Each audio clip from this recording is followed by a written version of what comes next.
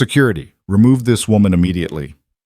5 words that were supposed to end a nobody's night at Manhattan's most exclusive charity gala instead triggered the most spectacular corporate execution ever broadcast live.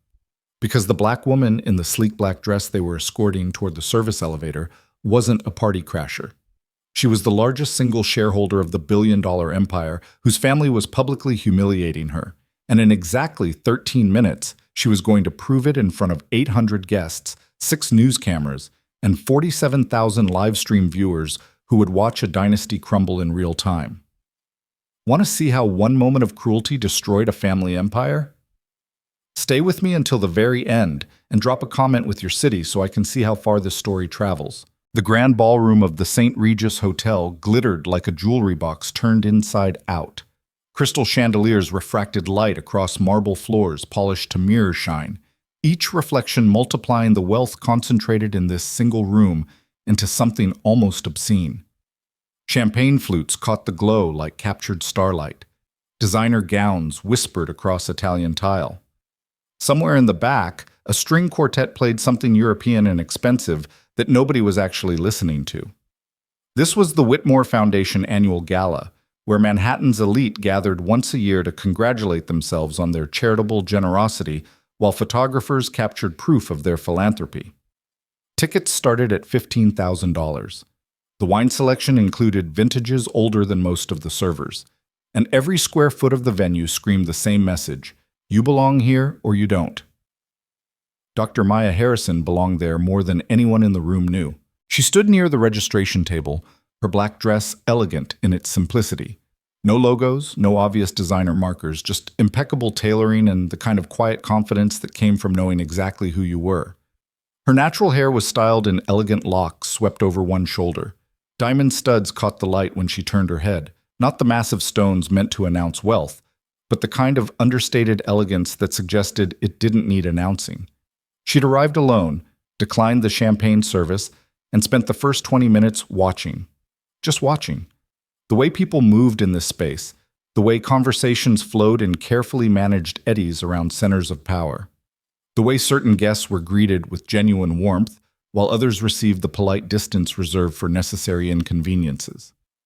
Maya checked her watch, a Patek Philippe that had belonged to her father, its face worn smooth by decades of use.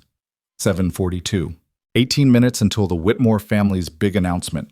18 minutes until they unveiled their expansion into sustainable energy. The pivot that was supposed to save their legacy and prove they were more than just another industrial dynasty clinging to relevance in a changing world. 18 minutes until everything changed. "Excuse me." The voice came from behind her, sharp with the kind of authority that expected immediate compliance. "Can I see your invitation?" Maya turned slowly. The woman addressing her wore a burgundy gown that probably cost more than most people's monthly rent, and an expression that suggested she'd been scanning the room specifically looking for problems to solve. Her name tag read, Cynthia Whitmore Chen, event coordinator. One of the cousins, if Maya's research was correct. The kind of family member who'd never held a real position in the company but enjoyed all the privileges of the name. Of course. Maya reached into her clutch with movements deliberately unhurried, pulled out her invitation, and extended it. Cynthia took it, examined it with the intense scrutiny of someone looking for reasons to reject it, then frowned. "This doesn't have a table assignment." "I requested standing room," Maya said evenly. "I won't be staying for dinner." Standing room. Cynthia repeated the words like they were in a foreign language. Her eyes traveled over Maya with the kind of assessment that was trying very hard to look casual and failing completely, taking in the lack of obvious jewelry beyond the studs and watch, the absence of the designer clutch covered in logos that would have immediately signaled belonging. The way Maya stood slightly apart from the clusters of guests who'd known each other for decades. "And you are?" Cynthia's tone had shifted into something else now, something that made several nearby guests glance over with interest. "Maya Harrison." She offered nothing else. No title, no explanation, no attempt to establish credentials that would make this woman more comfortable. "Harrison." Cynthia's frown deepened. "I don't recall that name on the guest list." "It was added last week," Maya said. I believe your sister-in-law Patricia handled the approval personally. It was true. Patricia Whitmore, the company's chief operating officer and the only family member who'd actually worked her way up through the business rather than being born into a corner office, had personally approved Maya's invitation after a very interesting phone conversation 3 days ago. A conversation that Patricia would probably be remembering right about now, assuming anyone had bothered to inform her that her approved guest was being interrogated at the registration table. But Cynthia clearly didn't know about any of that, or didn't care. Her expression had settled into something colder now, something that suggested she'd made up her mind about what was happening here, and facts weren't going to change it. I'm going to need to verify this with security, Cynthia said, her voice loud enough now that it carried. Several more guests turned to look. A photographer's flash went off, capturing something for tomorrow's society pages. Maya saw the exact moment this stopped being a private concern and became public theater. Perfect. Of course, Maya said again, her tone unchanged. Take whatever time you need. Cynthia's jaw tightened at the response, or maybe at the lack of response, the absence of the embarrassment or defensiveness she'd clearly been expecting. She lifted one hand and made a small gesture that somehow summoned 2 security guards from their posts along the wall, as if she'd been practicing the movement her entire life. This woman's invitation needs to be verified, Cynthia announced as the guards approached. Until then, I need her to wait in the holding area. The holding area. Maya let a small smile touch her lips. That's an interesting way to describe it. It's protocol, Cynthia snapped, and now there was definitely an edge in her voice, the kind that suggested this wasn't really about protocols at all. We can't have just anyone wandering around during our most important event of the year. The words hung in the air like a held breath. Just anyone. Several guests had stopped pretending not to watch now. Maya could feel the weight of their attention, the way the room's energy had shifted and focused on this small drama unfolding near the registration table. One of the security guards stepped forward, a young man whose name tag read Michael Torres and whose expression suggested he was deeply uncomfortable with whatever was happening here. Ma'am, if you could just come with us to... No. Maya's voice was quiet but absolute. I'll wait right here while you verify my invitation. It should take less than 5 minutes to confirm with Patricia Whitmore that I was personally approved. Patricia isn't available, Cynthia said quickly. She's preparing for the family's presentation.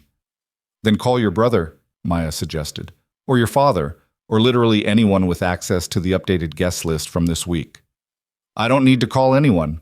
Cynthia's voice had risen now, sharp enough that the string quartet faltered for half a measure before recovering. Security, please escort this woman to the service area until we can sort this out.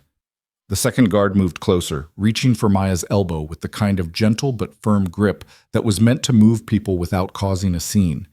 Maya didn't resist, but she didn't move either. She simply stood there, her expression unchanged, and looked at Cynthia with something that might have been pity. You're making a mistake, Maya said softly. The only mistake was letting you get this far. Cynthia's face had flushed now, her voice carrying across the ballroom. Other guests were openly staring, some with phones out, capturing video. Maya noticed one man she recognized from the Wall Street Journal taking notes. Good. Let them document this. Let them capture every second of what was about to unfold. I need her removed now, Cynthia said to the guards. Use the service elevator if you have to. And there it was. The words that would replay across social media for weeks. The service elevator. Not even the regular exit, the one reserved for staff, for people who weren't supposed to be visible in spaces like this. Michael Torres looked physically pained now. Ma'am, maybe we should just... The service elevator, Michael. Cynthia's voice cracked like a whip. Before she causes any more disruption. Maya checked her watch again. 7:46. 14 minutes until the announcement. 14 minutes until the Whitmore family stepped onto that stage to unveil their sustainable energy partnership, their path forward, their redemption narrative that was supposed to erase decades of environmental damage and worker exploitation with a single dramatic pivot toward renewables. 14 minutes until Maya Harrison introduced herself properly. I'll wait here, she said calmly. But I understand if you need to maintain your protocols. Just know that I have 13 minutes until I need to be in the main ballroom. If you'd like to resolve this before then, I suggest you make that call to Patricia." Something flickered across Cynthia's face. Confusion, maybe, or the first whisper of uncertainty. But she'd committed now, made this public, drawn a line in the marble floor of her family's ballroom. She couldn't back down without losing face in front of 800 guests who thrived on exactly this kind of social drama. 13 minutes until what? Cynthia demanded. Maya smiled. Until your family's announcement. And what exactly do you think you have to do with our announcement? Everything, Maya said simply. But you'll find out soon enough. The photographer's flash went off again. The Wall Street Journal reporter was definitely typing now. Maya could see other guests with their phones out, some recording openly, others pretending they weren't capturing every word of this exchange for their private group chats and social media feeds. The live stream camera the foundation had set up to broadcast the gala to supporters who couldn't attend had rotated toward the commotion. A small red light indicated it was recording. Somewhere in the control booth, a producer was probably deciding whether this was the kind of authentic moment that made good content or the kind of embarrassing scene that needed to be cut. Maya hoped they kept rolling. Cynthia had noticed the attention now, the way this small confrontation had become the evening's unexpected entertainment. Her expression hardened into something that went beyond simple suspicion or even prejudice into something more calculated. She was doubling down, making an example, showing everyone in this room that the Whitmore family still controlled who belonged in their spaces and who didn't. "Security," Cynthia said, her voice cold and final. "Remove her, now." Michael Torres moved forward again, his hand reaching for Maya's elbow with clear reluctance. Maya didn't resist. She let him guide her 2 steps toward the service corridor before she stopped and turned back to face Cynthia. "One question," Maya said. "Before I go, are you familiar with Washington Capital Management?" The question landed like a stone in still water. Cynthia's expression flickered just for a second, just the briefest hesitation that suggested the name meant something, even if she couldn't quite place it. "Should I be?" Cynthia's voice was sharp, but there was something underneath it now, a hairline crack in the certainty. "Probably," Maya said, "since they hold the majority stake in your company's largest partnership. The sustainable energy deal you're announcing in," she checked her watch again, 12 minutes? Washington Capital Management is the primary investor. They're the ones who made that partnership possible. The color began draining from Cynthia's face. Around them, the quality of attention had changed. Guests who'd been enjoying the social drama were now listening with a different kind of focus. Business focus. The kind that recognized when entertainment became something more serious. "How do you—" Cynthia started, then stopped, recalculating, the gears almost visibly turning behind her eyes. Maya reached into her clutch again, moving slowly, and pulled out a business card. Heavy cardstock, embossed lettering, the kind of understated elegance that serious money always preferred over flash. She held it out.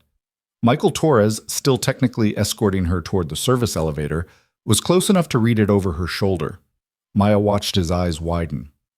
Dr. Maya Harrison, CEO and Managing Partner, Washington Capital Management. The silence that followed had weight to it, the kind that pressed down on everything it touched. Cynthia stared at the card like it might be a forgery, a trick, some elaborate con that couldn't possibly be real because nothing about the last 10 minutes made sense if it was. "That's not possible," Cynthia whispered. "It's extremely possible," Maya said, "and verified. Which is why I imagine Patricia Whitmore personally approved my invitation and specifically requested I arrive before your family's announcement. She understood that having your largest partner present for the unveiling would be appropriate. Professional. The kind of thing that signals stability and mutual commitment to your investors and board members." She let that sink in for 3 seconds exactly, then continued. "Of course, I also understand if you'd prefer I wait in the service area. I can certainly observe your company's major announcement from whatever location you feel is appropriate for someone like me." The emphasis on those last 3 words was microscopic, barely there, but it landed like a hammer. Around them, the room had gone so quiet that Maya could hear the champagne fountains in the corner, the gentle tink of crystal against crystal, the sound of 800 wealthy people collectively holding their breath. Cynthia looked like she might be sick. Her face had gone from flushed to pale, a transformation that would have been fascinating if it weren't so predictable. She looked to the security guards, to the growing crowd of onlookers, to the live stream camera that was absolutely still recording, and back to Maya with an expression that was pure calculation. She was doing the math, trying to figure out if this was real, if it was a bluff. If there was any way to salvage this situation without admitting she'd just tried to throw her family's most important business partner out of their charity gala through the service entrance. Maya let her calculate. Let the silence stretch. Let every person in that ballroom sit with the full weight of what had just happened and what it might mean. The Wall Street Journal reporter had stopped taking notes. He was just watching now, his expression suggesting he'd just watched the lead for tomorrow's story write itself. "I should," Cynthia started, her voice thin. "I should verify." "Please do," Maya said graciously. "Take all the time you need. I'll wait here. Though perhaps—" She checked her watch again, a gesture that was becoming a drumbeat, a countdown, a reminder that time was moving whether they wanted it to or not. "You might want to make that call quickly. We're down to 11 minutes now, and I imagine your family would prefer to know I'm here before they step onto that stage." Michael Torres had released Maya's elbow. He stood there looking like a man who'd just realized he'd been cast in a play without being given his lines, watching a script unfold that nobody had prepared him for. Cynthia fumbled for her phone with hands that shook slightly. She turned away, pressing it to her ear, her voice dropping to a furious whisper that still carried enough for nearby guests to catch fragments. "Patricia. Guest list. Washington Capitol. Security. You approved," she said. The conversation lasted maybe 90 seconds. Cynthia's shoulders dropped incrementally with each passing word.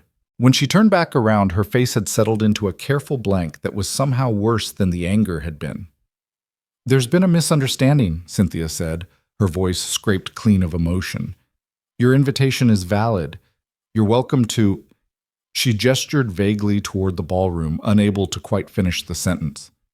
"Thank you," Maya said simply. She took 2 steps back toward the main room, then paused. "And Cynthia? For future reference, when Patricia Whitmore personally approves someone's attendance at your family's most important event of the year, you might want to check before you have them escorted out the service entrance." She said it gently, almost kindly, which somehow made it worse. Then Maya Harrison walked past the security guards, past the guests who were openly filming now, past the photographer whose flash had probably captured enough material for a month's worth of society columns, and into the main ballroom where the Whitmore family's carefully orchestrated evening was about to become something else entirely. Behind her, she could hear Cynthia making phone calls, urgent ones, warning someone, probably the entire family, definitely her brother Richard, who served as the company's chief financial officer and who had personally negotiated the Washington Capitol partnership while somehow never once asking for a photograph of the person he was dealing with. That was the thing about people like the Whitmores, Maya had learned over her years building Washington Capitol, from a small venture fund into a major player in sustainable investment. They were so accustomed to dealing with people who looked like them, talked like them, moved through the world like them, that it never occurred to them that the voice on the other end of their phone calls might belong to someone they would instinctively try to remove from their social events. It was a blindness born of privilege so deep they didn't even recognize it as blindness anymore.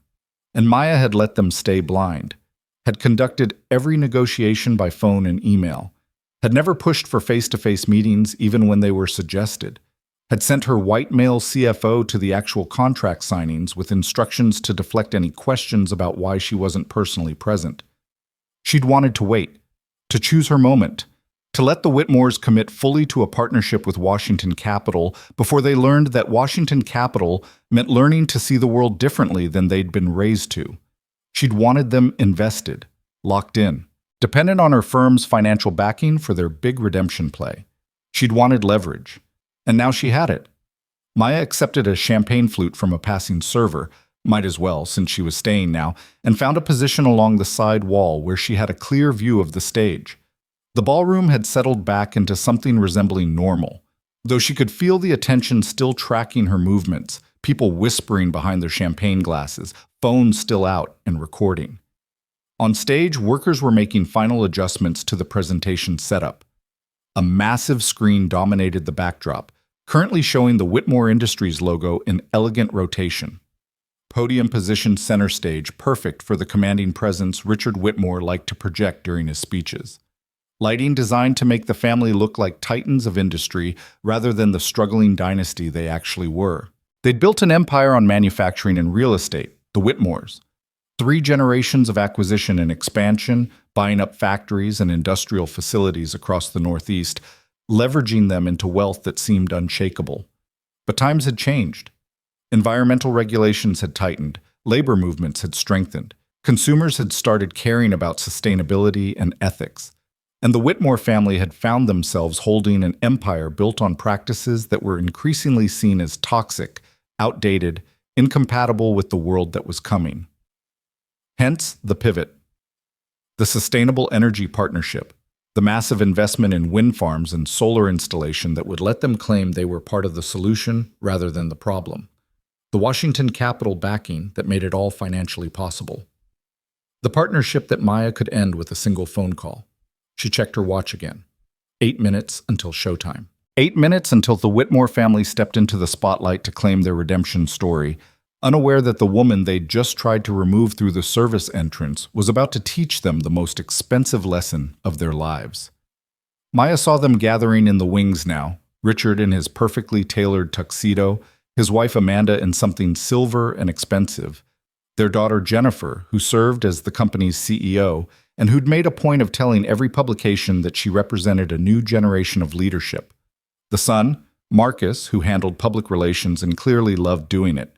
The father, Harrison Whitmore Sr., retired now but still very much the patriarch, the one who'd built this dynasty and who'd be damned if he'd let it crumble on his watch. They were reviewing notes, practicing smiles, preparing to step into the spotlight and accept the adulation they felt they deserved for having the vision to change course before it was too late. None of them had noticed Maya yet. Or if they had, nobody had bothered to inform them that their evening had already gone sideways, that the woman standing calmly against the side wall holding a champagne flute was about to become the most important person in their lives.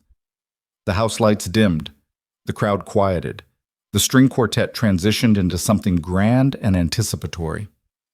Jennifer Whitmore stepped onto the stage to welcoming applause. Maya set down her champagne and reached for her phone. It was time to make a call. Jennifer Whitmore commanded the stage like someone born to it, which she had been.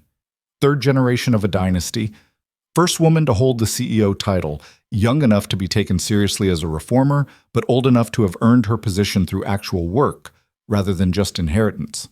Her silver gown caught the stage lights as she moved toward the podium, her smile practiced and warm, the kind that had been photographed 1,000 times for magazine profiles about women breaking glass ceilings in family businesses. "Good evening," she began, her voice amplified and confident. "Thank you all for being here tonight, for supporting the Whitmore Foundation's mission, for believing, as we do, that prosperity and responsibility can coexist, that business can be a force for positive change in our world." The applause was enthusiastic. These were her people, after all, donors who'd written 5-figure checks, board members who'd invested their reputations in the Whitmore name, investors who'd bet that this family could successfully navigate the transition from old industry to new energy. Maya watched from her position along the wall, her phone now in her hand but screen still dark. Not yet. Let Jennifer get comfortable. Let her build momentum. Let the family commit to this moment fully before Maya showed them what commitment actually cost. "Tonight," Jennifer continued, gesturing to the screen behind her where the Whitmore Industries logo had been replaced by sleek graphics of wind turbines and solar arrays, "we're announcing something transformative, a partnership that will define our company's next chapter and cement our commitment to sustainable energy production." The graphics shifted, showing projected growth curves and environmental impact statistics. Maya recognized her own firm's projections, the financial modeling her team had spent months developing. Seeing them displayed on that massive screen felt surreal, like watching her own work turned into someone else's narrative. "This partnership represents the largest single investment in renewable energy by any manufacturing company in our sector," Jennifer said, and there was genuine pride in her voice now. $1.2 billion over the next 5 years, 17 new wind farms, solar installation across every facility we own, a complete transformation of how Whitmore Industries operates. More applause. A few people stood. The live stream camera panned across the crowd, capturing the enthusiasm, the sense that they were witnessing something historic. Maya checked her watch. 2 more minutes. Let Jennifer finish her opening. Let her introduce the partnership terms. Let her get to the part where she thanked Washington Capital Management for making this vision possible. We couldn't have done this alone, Jennifer was saying now, right on cue. This kind of transformation requires partners who share our vision, who understand that the future of business isn't just about profit. It's about impact, about legacy, about the world we're leaving for the next generation. The screen changed again, showing the Washington Capital Management logo alongside Whitmore Industries. Maya felt a small surge of satisfaction seeing her company's branding given equal prominence. Her team had negotiated for that, insisted on it, made it clear that this was a partnership of equals even if the Whitmores controlled the operational side. Washington Capital Management believed in us when Jennifer paused, her professional smile faltering slightly. She was looking into the wings now, where her brother Marcus had appeared, gesturing urgently. Their father was visible behind him, his face tight with concern. Maya watched the family conference in hurried whispers, watched Jennifer's expression shift from confusion to alarm, watched Marcus point toward the crowd as if trying to locate someone. They knew now. Cynthia's warning calls had reached them. They understood that something had gone wrong with their carefully orchestrated evening, but they didn't understand what it meant yet. Not fully. Jennifer turned back to the audience, her smile firmly reapplied. Washington Capital Management believed in us, she repeated, picking up her thread. They saw past the challenges of traditional manufacturing and recognized our potential to lead in sustainable industry. They backed that vision with unprecedented investment, and tonight, we're proud to… Maya raised her phone and made the call. It connected on the first ring. Marcus Chen. Her CFO's voice was crisp, professional, ready. He knew this call was coming. They'd planned this moment 3 days ago, after Patricia Whitmore had told Maya about the Gala invitation, and Maya had decided this was the perfect venue for a very public lesson about respect. Execute the meridian withdrawal, Maya said quietly, her voice barely audible beneath Jennifer's ongoing speech. Full documentation, board notification, press release ready in 30 minutes. There was a pause on the other end of the line. Not hesitation, Marcus never hesitated, but a moment of acknowledgement that they were really doing this. That months of relationship building and negotiation were about to detonate in spectacular fashion. Confirmed, Marcus said. Executing now. Maya, are you sure about the timing? Completely sure, she said, watching Jennifer gesture to another slide showing projected job creation from the renewable energy expansion. They need to understand consequences in real time. Not tomorrow. Not in a board meeting. Right now, while they're standing on that stage telling 800 people how visionary they are. Understood. Meridian withdrawal initiated. Documentation hitting their board portal in 90 seconds. I'll have legal standing by for the press release. Maya ended the call and slipped her phone back into her clutch. On stage, Jennifer had moved on to discussing implementation timelines, community impact, the Whitmore family's deep commitment to being responsible corporate citizens. Her father had joined her now, Harrison Whitmore Sr. looking every inch the industrial titan in his classic tuxedo. His silver hair swept back, his presence commanding in that old-school way that made you believe success was simply a matter of will and vision. This partnership represents everything our family has always stood for, Harrison was saying, his voice carrying the gravitas of 3 decades building an empire. Innovation, progress, the courage to evolve when evolution is necessary, and most importantly, the recognition that true legacy isn't measured in quarterly earnings. It's measured in the positive change we create in the world around us. Maya almost laughed at the irony. True legacy wasn't measured in quarterly earnings, he said, while standing on a stage at a $15,000 per plate charity gala, wearing a watch that cost more than his average factory worker made in a year, celebrating a partnership that his family had only pursued because their traditional business model was becoming legally and socially untenable. But she kept her expression neutral, waited, watched. The change came slowly at first. Richard Whitmore appeared in the wings, holding his phone with an expression Maya recognized instantly. That particular combination of confusion and dread that came from reading something you hoped was a mistake, but knew probably wasn't. He was moving toward the stage now, trying to get his sister's attention without causing a scene. Jennifer saw him. Her smile flickered again, just for a second.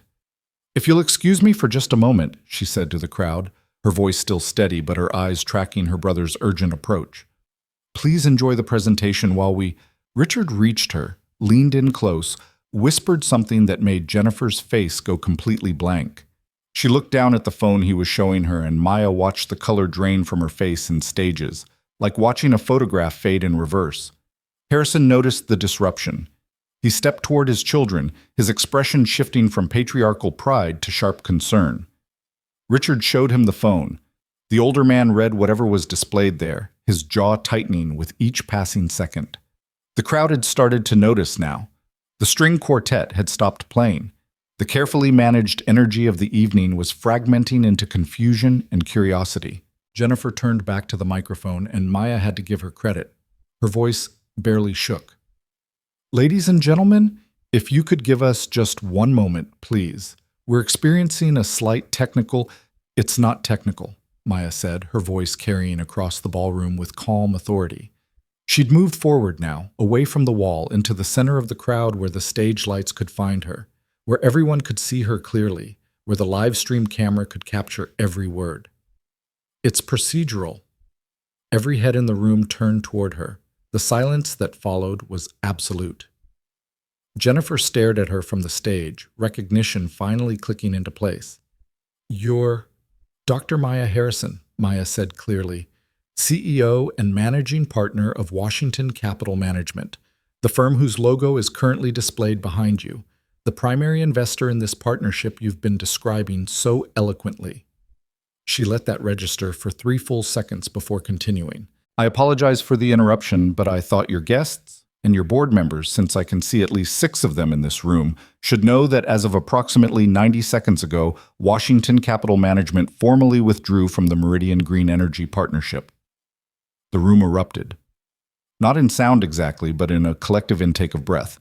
A physical wave of shock that rippled through 800 people simultaneously. Phones came out instantly. The Wall Street Journal reporter was typing furiously. The live stream camera operator had zoomed in on Maya's face, capturing this moment for the 47,000 viewers who were about to spread this clip across every social media platform in existence. "That's not possible," Harrison said from the stage, his voice hard. "We have a signed contract, legal obligations.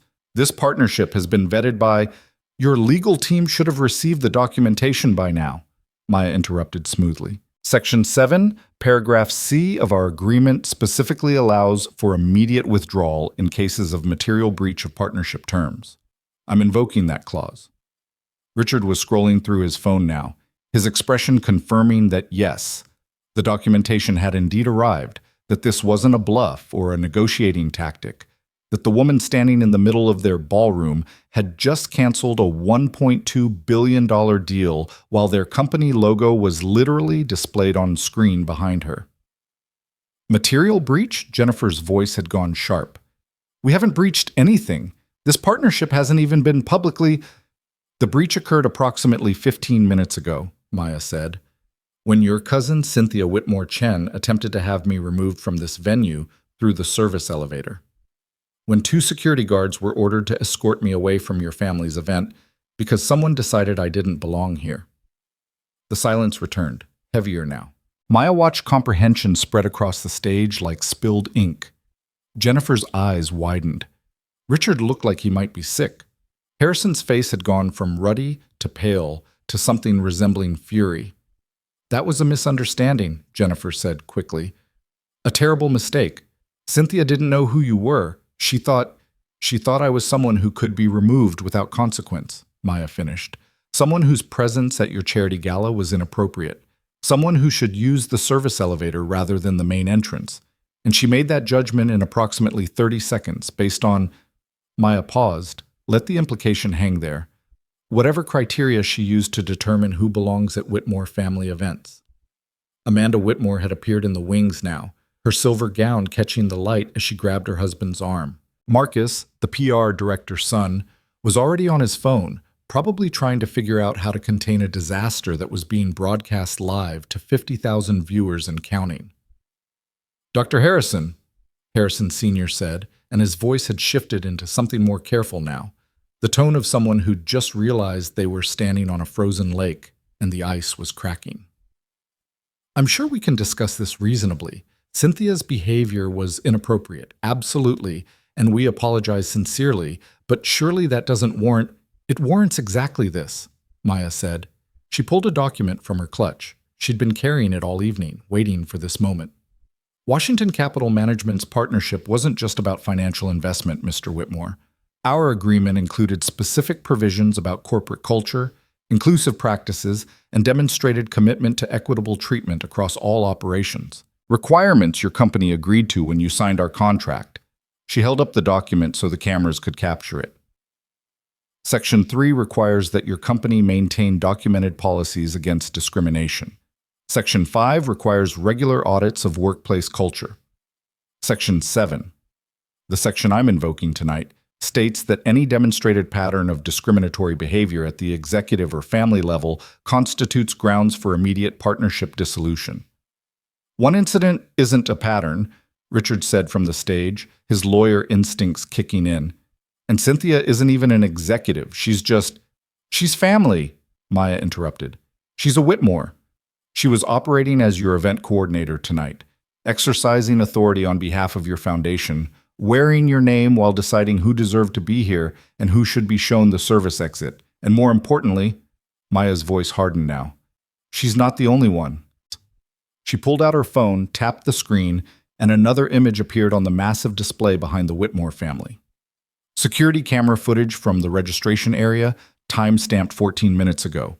Crystal clear video of Cynthia ordering Maya's removal, of security guards being summoned, of the moment when the words "service elevator" had been spoken.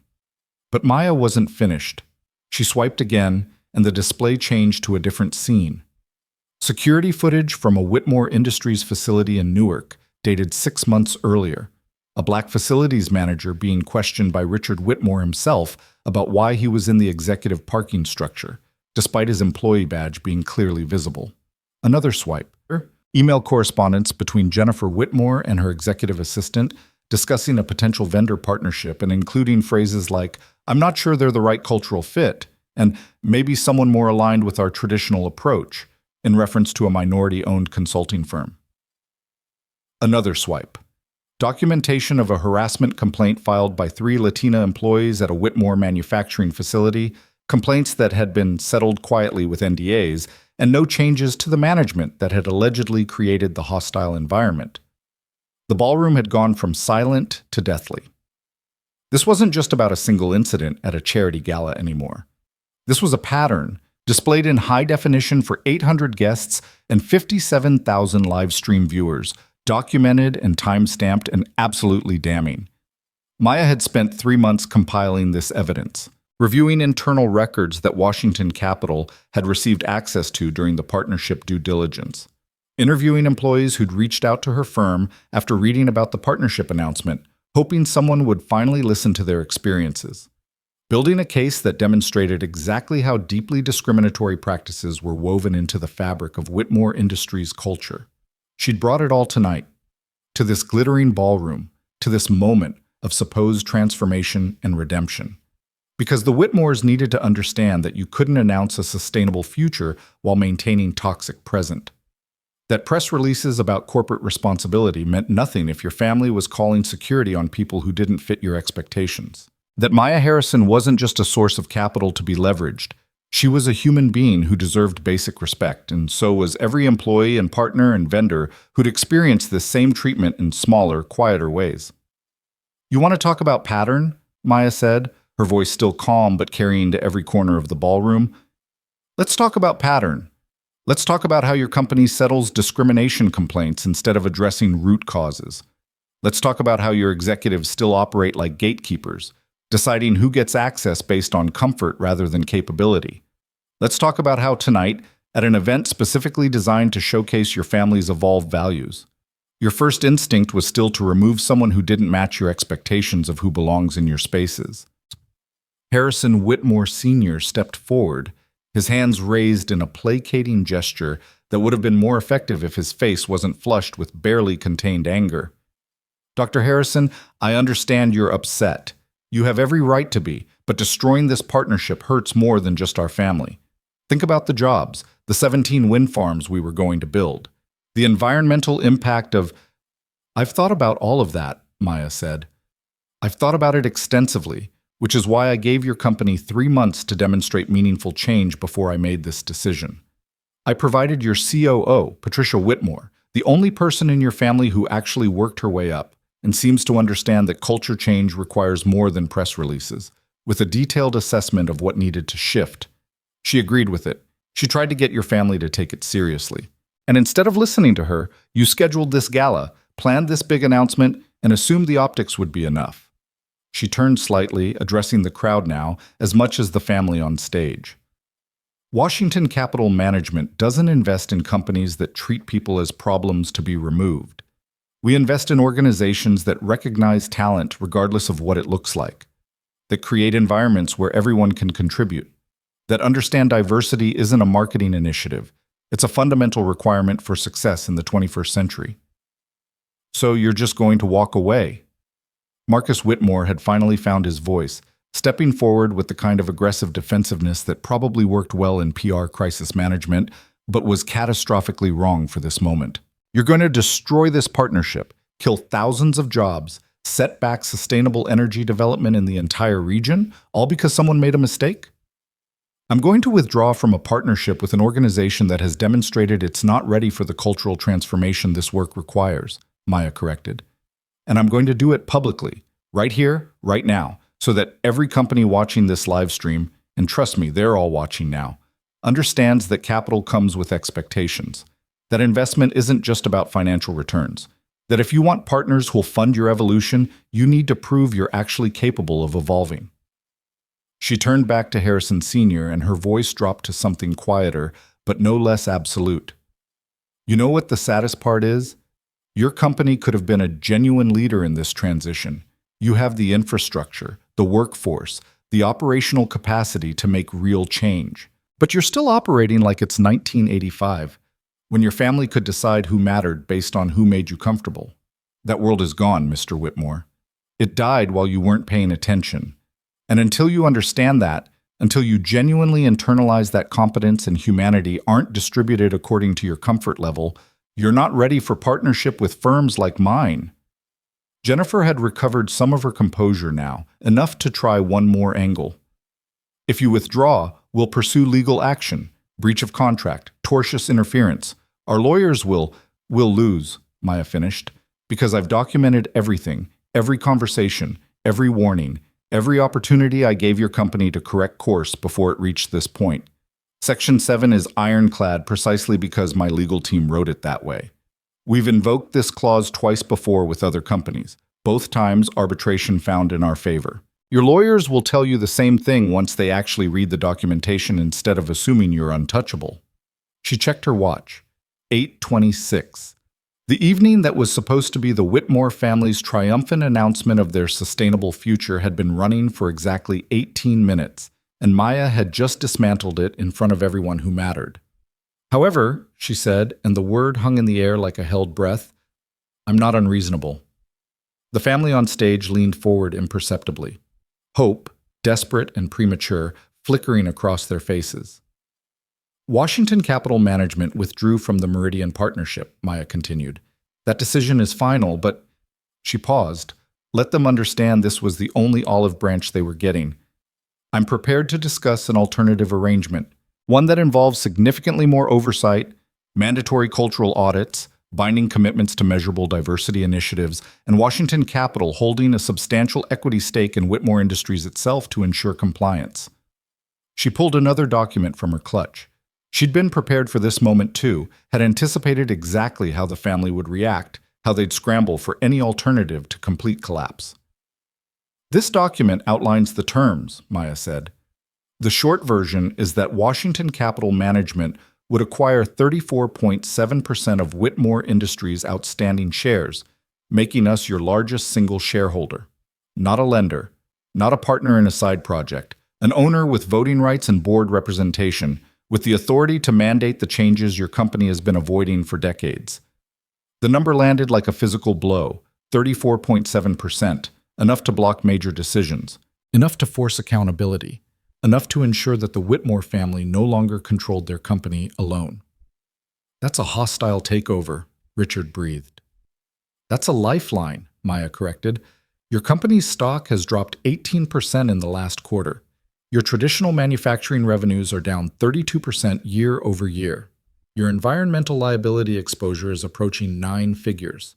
Without the Meridian partnership, you're looking at credit downgrades, covenant violations on your existing debt, and a very public struggle to remain viable. This offer gives you capital, stability, and a path forward. It just requires you to accept that the path forward includes accountability. Harrison Sr. looked like he'd aged a decade in the last 10 minutes. His empire, his legacy, his family's dynasty, all of it suddenly precarious in ways he'd probably never imagined when he'd woken up this morning. "We'd need to review the terms," he said finally, his voice hollow. "Of course," Maya agreed. "My CFO will send the complete documentation to your board within the hour. You have until Monday at 9 a.m. to accept or reject. After that, the offer expires and Washington Capital moves on to other opportunities." "And if we reject?" Jennifer asked, though her voice suggested she already knew the answer. "Then you navigate your company's future without us," Maya said simply. "You find other investors willing to back a struggling industrial firm with well-documented culture problems and declining revenues. You weather the social media storm that's going to hit when this live stream gets picked up by every business publication in the country. You explain to your employees why the sustainable energy jobs you just announced aren't happening anymore. You do all of that on your own. It's certainly possible. Difficult, but possible." She turned to leave, then paused and looked back at the family still frozen on the stage. "One more thing," Maya said. "In case you're wondering how I had access to all that internal documentation I just displayed, Patricia gave it to me. Your COO spent the last 3 months trying to get your family to take culture change seriously. When you wouldn't listen, she reached out to me directly and asked if I'd be willing to force the issue. She understood that sometimes the only way to save a company is to shake it to its foundation." Jennifer's face went white. "Patricia wouldn't—" "Patricia did," Maya said, "because unlike the rest of your family, she actually cares more about the company's future than about protecting your comfort. She'll be submitting her resignation Monday morning unless you accept these terms. And trust me, losing the only executive who actually earned her position instead of inheriting it would be the final nail in your credibility." The ballroom had erupted now, no longer able to maintain even the pretense of polite silence. Guests were talking over each other. Phones were blazing. The Wall Street Journal reporter was literally running toward the exit to file his story, and the live stream comments were scrolling too fast to read. Maya walked calmly toward the main elevator. The main elevator, not the service entrance, with her head high and her conscience clear. She'd spent 3 months building this moment. 3 months documenting, planning, preparing for exactly this scenario. And now it was done. Behind her, she could hear the Whitmore family in urgent conference, could hear Jennifer's voice rising in something between anger and panic, could hear Marcus already trying to spin this for damage control, could hear Harrison Sr. demanding someone get their lawyers on the phone immediately. Let them scramble, let them calculate, let them sit with the consequences of their choices. The elevator doors opened and Maya stepped inside. The elevator doors closed on the chaos behind her, but Maya could still hear the muffled explosion of voices bleeding through the metal. She pressed the button for the lobby and allowed herself exactly 3 seconds to exhale, to let her shoulders drop half an inch, to acknowledge the adrenaline still coursing through her system like electricity through copper wire. Then she straightened again, checked her reflection in the polished elevator doors, and prepared for what came next. Because this wasn't over. Not by a long shot. The elevator descended smoothly, the kind of expensive mechanical precision that wealthy venues invested in so their guests never had to experience anything as common as a lurching ride between floors. Maya's phone vibrated in her clutch. Then again. Then continuously, as messages started flooding in from her team, from board members, from business contacts who just watched the live stream and were trying to process what they'd witnessed. She ignored them all. There would be time for debriefs and strategic planning later. Right now, she needed to maintain the momentum, to keep the pressure on, to ensure the Whitmores understood that this wasn't a negotiation where they could retreat to their lawyers and figure out how to minimize damage while maintaining control. The elevator doors opened onto the St. Regis lobby, and Maya was immediately greeted by the flash of cameras.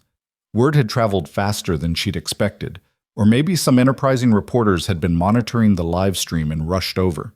Either way, she found herself facing a small crowd of journalists, photographers, and what looked like early arrivals to other hotel events who'd heard something dramatic was happening and wanted to witness it firsthand. "Dr. Harrison," a woman in a sharp blazer thrust a microphone toward her. "Channel 7 News," according to the logo. "Can you comment on what just happened at the Whitmore Gala?" Maya had two choices. She could decline comment, preserve the strategic ambiguity that would give her more negotiating room over the weekend. Or she could lean into the moment, use this unexpected press availability to further cement the narrative before the Whitmore's PR machine had time to spin their version of events. She chose the latter. "I can confirm that Washington Capital Management has withdrawn from the Meridian Green Energy Partnership effective immediately," Maya said, her voice clear and professional. "We've also extended an alternative offer that would involve substantial equity acquisition in Whitmore Industries, contingent on binding commitments to cultural transformation and inclusive practices." "Are you saying the Whitmore family discriminated against you?" another reporter called out. "I'm saying that Washington Capital Management has documented patterns of discriminatory behavior at multiple levels of Whitmore Industries operations," Maya replied carefully. "Tonight's incident was simply the most visible example of a systemic issue we've been monitoring for months. We don't invest in companies that haven't demonstrated commitment to equitable treatment of all stakeholders. The Whitmores are claiming this is a hostile takeover attempt. This from the Wall Street Journal reporter who'd been at the gala. He must have sprinted down here the moment she left the ballroom. "The Whitmores can characterize our offer however they choose," Maya said. "What they can't do is ignore the market realities they're facing. Their traditional revenue streams are declining. Their environmental liabilities are mounting. Their workforce is increasingly vocal about culture problems. We're offering them a path forward. Whether they take it is their decision." She started walking toward the exit, letting the reporters follow. Better to keep moving to project confidence and purpose than to stand still and risk this turning into an extended interrogation. "What about the jobs?" someone shouted. "The sustainable energy positions that were supposed to be created?" Maya paused, turned back. This question mattered. This was the one that could make her look like she was prioritizing principle over people, and she needed to address it head on. "Those jobs can still happen," she said.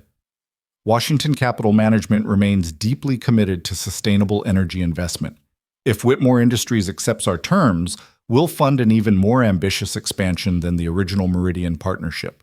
But it will be done right this time with company culture that matches the progressive mission. Because you can't build a sustainable future on a foundation of discrimination. The two are fundamentally incompatible." She caught sight of a familiar face in the crowd. Patricia Whitmore, still in her evening gown, looking exhausted and relieved in equal measure. Their eyes met for just a second, and Patricia gave the smallest nod. Solidarity between two women who'd just burned down different parts of the same broken system. Maya made it to the street where her driver was already waiting, having somehow anticipated she'd be leaving early. She slid into the back seat of the town car and finally allowed herself to check her phone as they pulled away from the curb. 47 messages, 12 missed calls, and one email that made her smile despite everything. Marcus Chen, her CFO, with a subject line that read simply, "Holy shit," and a body that contained nothing but a screenshot of social media engagement numbers. The live stream clip was already approaching 2 million views. Whitmore Gala was trending nationally. Business publications were scrambling to get stories online before their competitors. Her phone rang. She checked the caller ID and answered immediately. "Marcus." "Maya, you absolute maniac." His voice was half admiration, half concern. "That was the most spectacular corporate execution I've ever witnessed, and I once watched a CEO fire his entire board via Zoom. But please tell me you actually want to own a third of Whitmore Industries And this wasn't just a dramatic exit strategy. I want to own a third of Whitmore Industries, Maya confirmed. We've been looking for a legacy manufacturing company we could transform, and the Whitmores just gave us the perfect opening. Their infrastructure is solid, their workforce is skilled. They're only failing because the family has been too stubborn to evolve. We can fix that. By forcing them to accept oversight, they'll fight every step of the way? By giving them no choice except oversight or collapse, Maya corrected. The market opens Monday. Their stock is going to crater when this news fully spreads. Their credit lines will tighten. Their partners will start asking uncomfortable questions. By Monday afternoon, our offer will look less like a hostile takeover and more like the only viable lifeline. She could hear Marcus typing, probably pulling up market projections and financial models. The numbers work, he admitted. If we can actually enforce the cultural changes, if we can stabilize their declining revenues, if we can successfully pivot them towards sustainable energy without their family sabotaging every reform, then yes, this could be transformative. But those are some very large ifs, Maya. I know, she said. That's why I'm not leaving this to chance. I want you to pull together a complete transition team by Monday morning. Operations people who've done culture change work at scale. HR specialists who understand manufacturing environments. Legal counsel who can write governance structures that actually have teeth. I want this offer to be so professionally comprehensive that the Whitmores can't claim we're just trying to destroy them. We're trying to save them from themselves. Already on it, Marcus said. I started making calls the moment you invoked Section 7. We'll have a full presentation ready by Sunday night. But Maya, what about Patricia? If she resigns like you said she would, we lose our inside champion. The person who actually wanted this change. Maya watched the city lights blur past her window. She'd thought about this carefully. Patricia won't resign if we make the right offer. She's frustrated with her family, yes, exhausted from trying to push change against their resistance. But she loves that company, built her career there despite every obstacle they threw at her. If we acquire equity and she gets real authority to implement reforms without family interference, she'll stay. She might even thank us. And if the family rejects the whole thing, then we move on, Maya said simply. We document everything. We publish a white paper on why we withdrew, and we let the market decide what happens to Whitmore Industries. Other investors will see that case study and understand that Washington Capital Management has standards, that we're not just about returns, we're about building companies that actually deserve to succeed. She ended the call and leaned back against the leather seat, finally letting herself process the full weight of what she'd just done. It would have been easier to accept the apology, to let the Whitmores smooth things over, to preserve the partnership and collect her returns. Safer, too. Less dramatic. Less risky for her firm's reputation. But Maya hadn't built Washington Capital Management by taking the easy path. She'd built it by being willing to walk away from deals that compromised her principles, even when walking away was expensive, by insisting that capital came with responsibility, by proving over and over that you could be both profitable and principled if you were willing to do the harder work of finding investments that aligned with both. And sometimes, the harder work meant setting fire to a partnership in the middle of a charity gala. Her phone rang again. This time it was a number she didn't recognize, but the area code was local. She debated letting it go to voicemail, then decided curiosity won out. Dr. Harrison speaking. Dr. Harrison, this is Amanda Whitmore. The voice was tight, controlled, vibrating with barely suppressed fury. Jennifer's mother, Richard's wife, the woman who'd been standing in the wings watching Maya dismantle her family's evening. I think we need to talk. I gave your family my terms, Maya said calmly. There's nothing to discuss until Monday when you've reviewed the complete documentation. Nothing to discuss? Amanda's control cracked slightly. You just humiliated us in front of 800 people. You destroyed a partnership we've spent a year building. You're trying to steal our company, and you think there's nothing to discuss? I'm not trying to steal anything, Maya corrected. I'm offering to invest in a company that desperately needs capital and leadership capable of navigating 21st century business realities. If you're calling to negotiate, I'm listening. If you're calling to blame me for your family's choices, I'm hanging up. There was a long pause. Maya could hear muffled voices in the background, Family members arguing, probably, trying to figure out how to respond to a crisis they'd never anticipated. "We want to understand what it would take," Amanda finally said, and her voice had shifted into something more calculated now.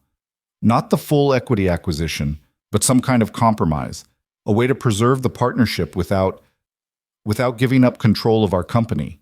"You gave up control of your company the moment your revenues started declining and your liabilities started mounting," Maya said, not unkindly. "The question isn't whether you're going to lose control. The question is whether you lose it to Washington Capital Management, which actually wants you to succeed, or to bankruptcy proceedings that will tear your company apart for scrap value." We're not bankrupt. "Not yet," Maya agreed. "But your Q3 projections are dismal. Your Q4 outlook is worse, and without the Meridian Partnership funding, you're looking at covenant violations on your credit facilities by January. Your accountants know this. Your CFO knows this. I suspect Richard knows this, even if the rest of your family has been shielding themselves from the full picture." Another pause. Maya could almost hear Amanda's mind working, trying to find an angle, a weakness, some way to regain the upper hand in a negotiation where the Whitmores had already lost before they realized they were playing. "What if we implement the culture changes without the equity acquisition?" Amanda tried. "We could bring in consultants, do audits, create accountability structures, all the things your documentation outlines, but maintain our current ownership structure." "Then you'd have no incentive to actually follow through," Maya said. "No external pressure ensuring the changes stick. No board representation holding you accountable. Corporate culture transformations fail 90% of the time when they're purely voluntary initiatives driven by families that don't actually want to change. The only thing that makes them work is structural accountability, which means equity and voting rights." "You're asking us to give up our legacy." "I'm asking you to evolve your legacy," Maya corrected. "Your grandfather built Whitmore Industries through aggressive acquisition and relentless growth. Your father maintained it through operational efficiency and market dominance, but neither of those strategies work anymore. The world changed. Your company needs to change with it, and that means accepting that the Whitmore family can't control everything the way you used to." She heard Amanda's breath catch, the small sound of someone realizing they were truly out of options.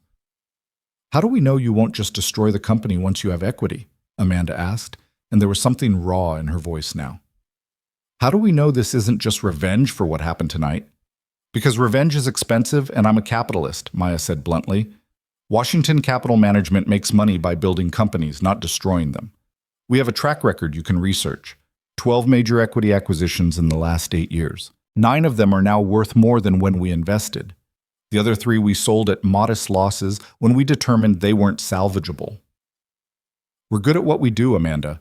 We're offering you expertise your family doesn't have, and resources you desperately need. The only thing we're asking in return is that you stop pretending culture problems don't exist and start treating your workforce like the valuable asset they actually are." "My family won't agree to this," Amanda said quietly. "Harrison will never accept outside control. Richard will fight it legally. Jennifer will see it as a personal failure. You're asking them to acknowledge everything they've done wrong, publicly, and then hand you the power to fix it." "I'm asking them to choose between pride and survival," Maya said.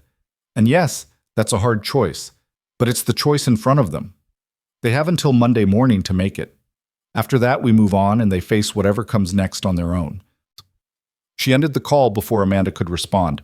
Before this turned into a negotiation she didn't want to have over the phone at 9 o'clock on a Friday night, while emotions were still running too high for rational decision-making. The car pulled up in front of Maya's apartment building in Brooklyn Heights. She thanked her driver, rode the elevator to her floor, and let herself into the quiet sanctuary of her home. The contrast with the glittering ballroom she'd left 40 minutes ago was almost jarring. No crystal chandeliers here.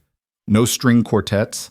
Just her carefully curated space with books lining the walls, plants thriving in the windows, and the kind of comfortable furniture that prioritized actual living over impressing guests. She kicked off her heels, poured herself 2 fingers of bourbon, and settled onto her couch with her laptop. Time to review the full damage assessment and start planning for Monday's endgame. The media coverage was even more extensive than Marcus had indicated. Every major business publication had picked up the story. Social media was ablaze with takes ranging from celebrating Maya's principled stand to criticizing her for destroying jobs. The live stream clip had been edited, remixed, and turned into a dozen different viral moments. Her favorite showed her standing in the ballroom saying, "This isn't personal, this is business," with dramatic music overlaid and text reading, "How to end a partnership in 10 minutes." But beneath the social media circus, the serious business analysis was starting to emerge.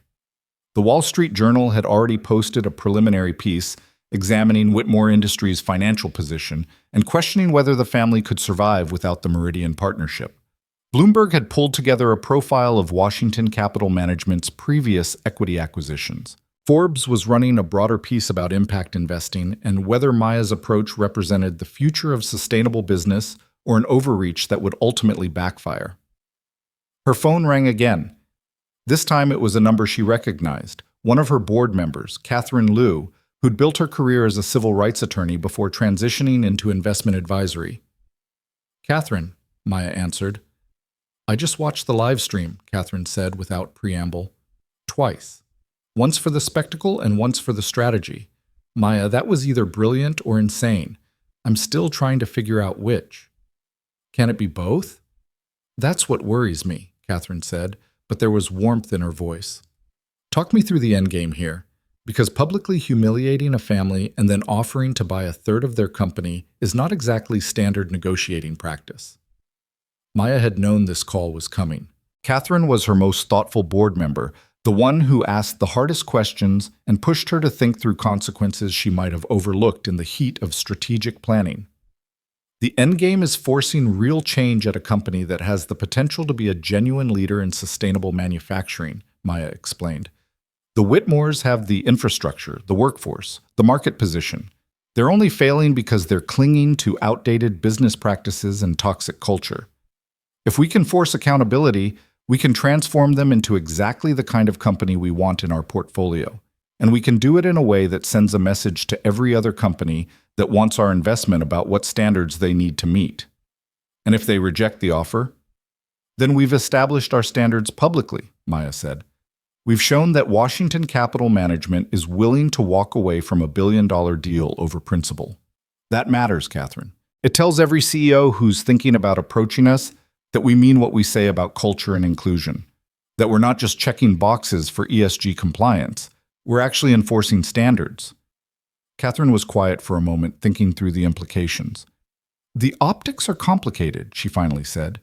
"Yes, you took a principled stand against discrimination. But you also just publicly destroyed a partnership at a charity gala, on live stream, in front of the entire business community. Some people are going to see that as vindictive, as using your power to punish a family for a single incident." "It wasn't a single incident," Maya said firmly. "I showed the documentation, the pattern of behavior, the settlements with employees, the emails, the security footage from other facilities.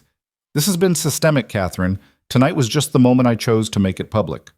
"I know," Catherine said. "I'm not questioning your judgment on that. I'm just warning you that the narrative is going to be contested. The Whitmores have money, connections, and a very strong incentive to paint you as an aggressor rather than accepting blame for their own culture problems. You need to be prepared for a PR battle that goes beyond what happened tonight." "I have Marcus assembling the full documentation package," Maya said. "By Sunday, we'll have a comprehensive case study we can share with the media. Internal communications, employee testimonials, financial analysis, everything someone would need to understand why we made this decision. And we'll frame it not as punishment, but as accountability. As the logical consequence of failing to meet partnership standards that were clearly outlined in our contract." "Good," Catherine approved, "but also be ready for the personal attacks. You're a black woman who just publicly humbled an old money white family. There are people who are going to make this about you being too aggressive or too emotional, rather than about the Whitmore's actual behavior. Don't let that narrative take hold." Maya smiled grimly. "I've been dealing with that narrative my entire career. I think I can handle it." They talked through details for another 20 minutes. Legal strategy, board communication, potential investor concerns, before Catherine finally rang off with a promise to review the full documentation package as soon as it was ready. Maya set down her phone and stared at the city lights visible through her windows. Catherine was right about the complicated optics, right about the PR battle ahead, right about the personal attacks that were probably already being crafted by people who'd never experienced discrimination themselves, but had very strong opinions about how victims should respond to it. But Maya had made peace with those complications years ago, back when she'd first decided to build an investment firm that actually enforced the values it claimed to hold. She'd known then that it would be harder than traditional investing, that it would cost her deals sometimes, that she'd face criticism from people who thought social justice and capitalism were incompatible. She'd built Washington Capital anyway, had spent a decade proving that you could generate strong returns while also demanding that portfolio companies treat people with basic dignity, had developed a track record that made her impossible to dismiss as merely idealistic or naive. And now she was going to use that track record to force change at Whitmore Industries, whether the family liked it or not. Her phone buzzed with a text from Marcus. "Sunday night presentation ready for review. You're going to love this, or maybe hate it, possibly both." She smiled and typed back, "Send it over. I'll review tonight." Because there would be no relaxing this weekend, no celebrating the dramatic moment she'd created, just the hard work of converting that moment into lasting change, of transforming outrage into action, of ensuring that Monday morning's offer was so professionally compelling that the Whitmores couldn't reject it without effectively admitting they preferred failure to accountability. The bourbon had gone lukewarm in her glass. Maya finished it anyway, set the glass aside, and opened her laptop to start reviewing the presentation materials that would determine whether tonight's spectacle became tomorrow's transformation. Outside her windows, Brooklyn stretched toward Manhattan, millions of lights marking millions of lives, each one containing stories of struggle and achievement and the constant negotiation between who you were and who the world wanted you to be.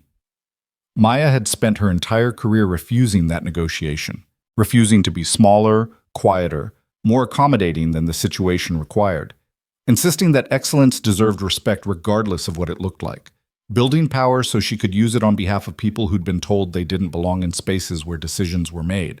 Tonight, she'd use that power to spectacular effect. Monday, she'd find out whether it had been enough. The weekend passed in a blur of conference calls, document reviews, and strategic planning sessions that stretched well past midnight both nights. Maya's team worked with the kind of focused intensity that came from understanding they were building something bigger than a simple business transaction. They were constructing a roadmap for corporate transformation, a blueprint that would either save Whitmore Industries or provide an irrefutable case study in why some companies deserve to fail. By Sunday evening, the presentation was ready. 147 slides covering every aspect of Washington Capital Management's proposed equity acquisition, from governance structures to cultural reform initiatives to financial projections that demonstrated exactly how a properly managed Whitmore Industries could not only survive, but thrive in the sustainable energy sector. Marcus had outdone himself, pulling together operational specialists who'd successfully transformed other legacy manufacturing companies, HR experts who understood the specific challenges of changing entrenched workplace cultures, and legal counsel who'd drafted shareholder agreements so airtight they could withstand any attempt by the Whitmore family to undermine reforms after accepting the deal. Maya reviewed it 3 times, made 17 specific changes, approved the final version at 11:47 Sunday night, and tried to sleep for at least a few hours before Monday's 9 a.m. deadline. She managed 4 hours, which would have to be enough. Monday morning arrived cold and bright, one of those November days where the sky was painfully blue and the air had that crystalline quality that made everything feel sharper, more defined, more real. Maya, dressed in a charcoal suit that projected authority without aggression, paired it with her father's watch and the same diamond studs she'd worn Friday night, and arrived at Washington Capital Management's offices in Lower Manhattan at 7:30. Her team was already there, of course. Marcus had probably never left. Their conference room had been transformed into a war room, with multiple screens displaying real-time market data, social media sentiment analysis, and a countdown timer showing exactly how much time remained before the Whitmore family's decision deadline. 2 hours and 27 minutes. "Coffee," Marcus said, pressing a cup into her hands without preamble. "You're going to need it. The board meets in 15 minutes for final approval of the offer terms, and we've already had 3 calls this morning from Whitmore representatives trying to negotiate extensions." What did you tell them? Maya asked, taking a grateful sip.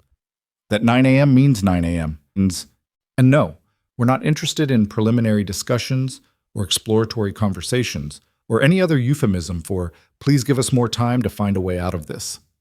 Marcus pulled up a news feed on one of the screens.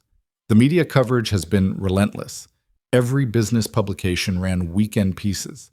The consensus seems to be split between praising your principles and questioning whether you went too far. Maya scanned the headlines.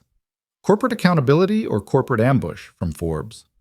When impact investing becomes impact weaponizing from a conservative financial blog. Maya Harrison's message to old money, evolve or die, from Bloomberg.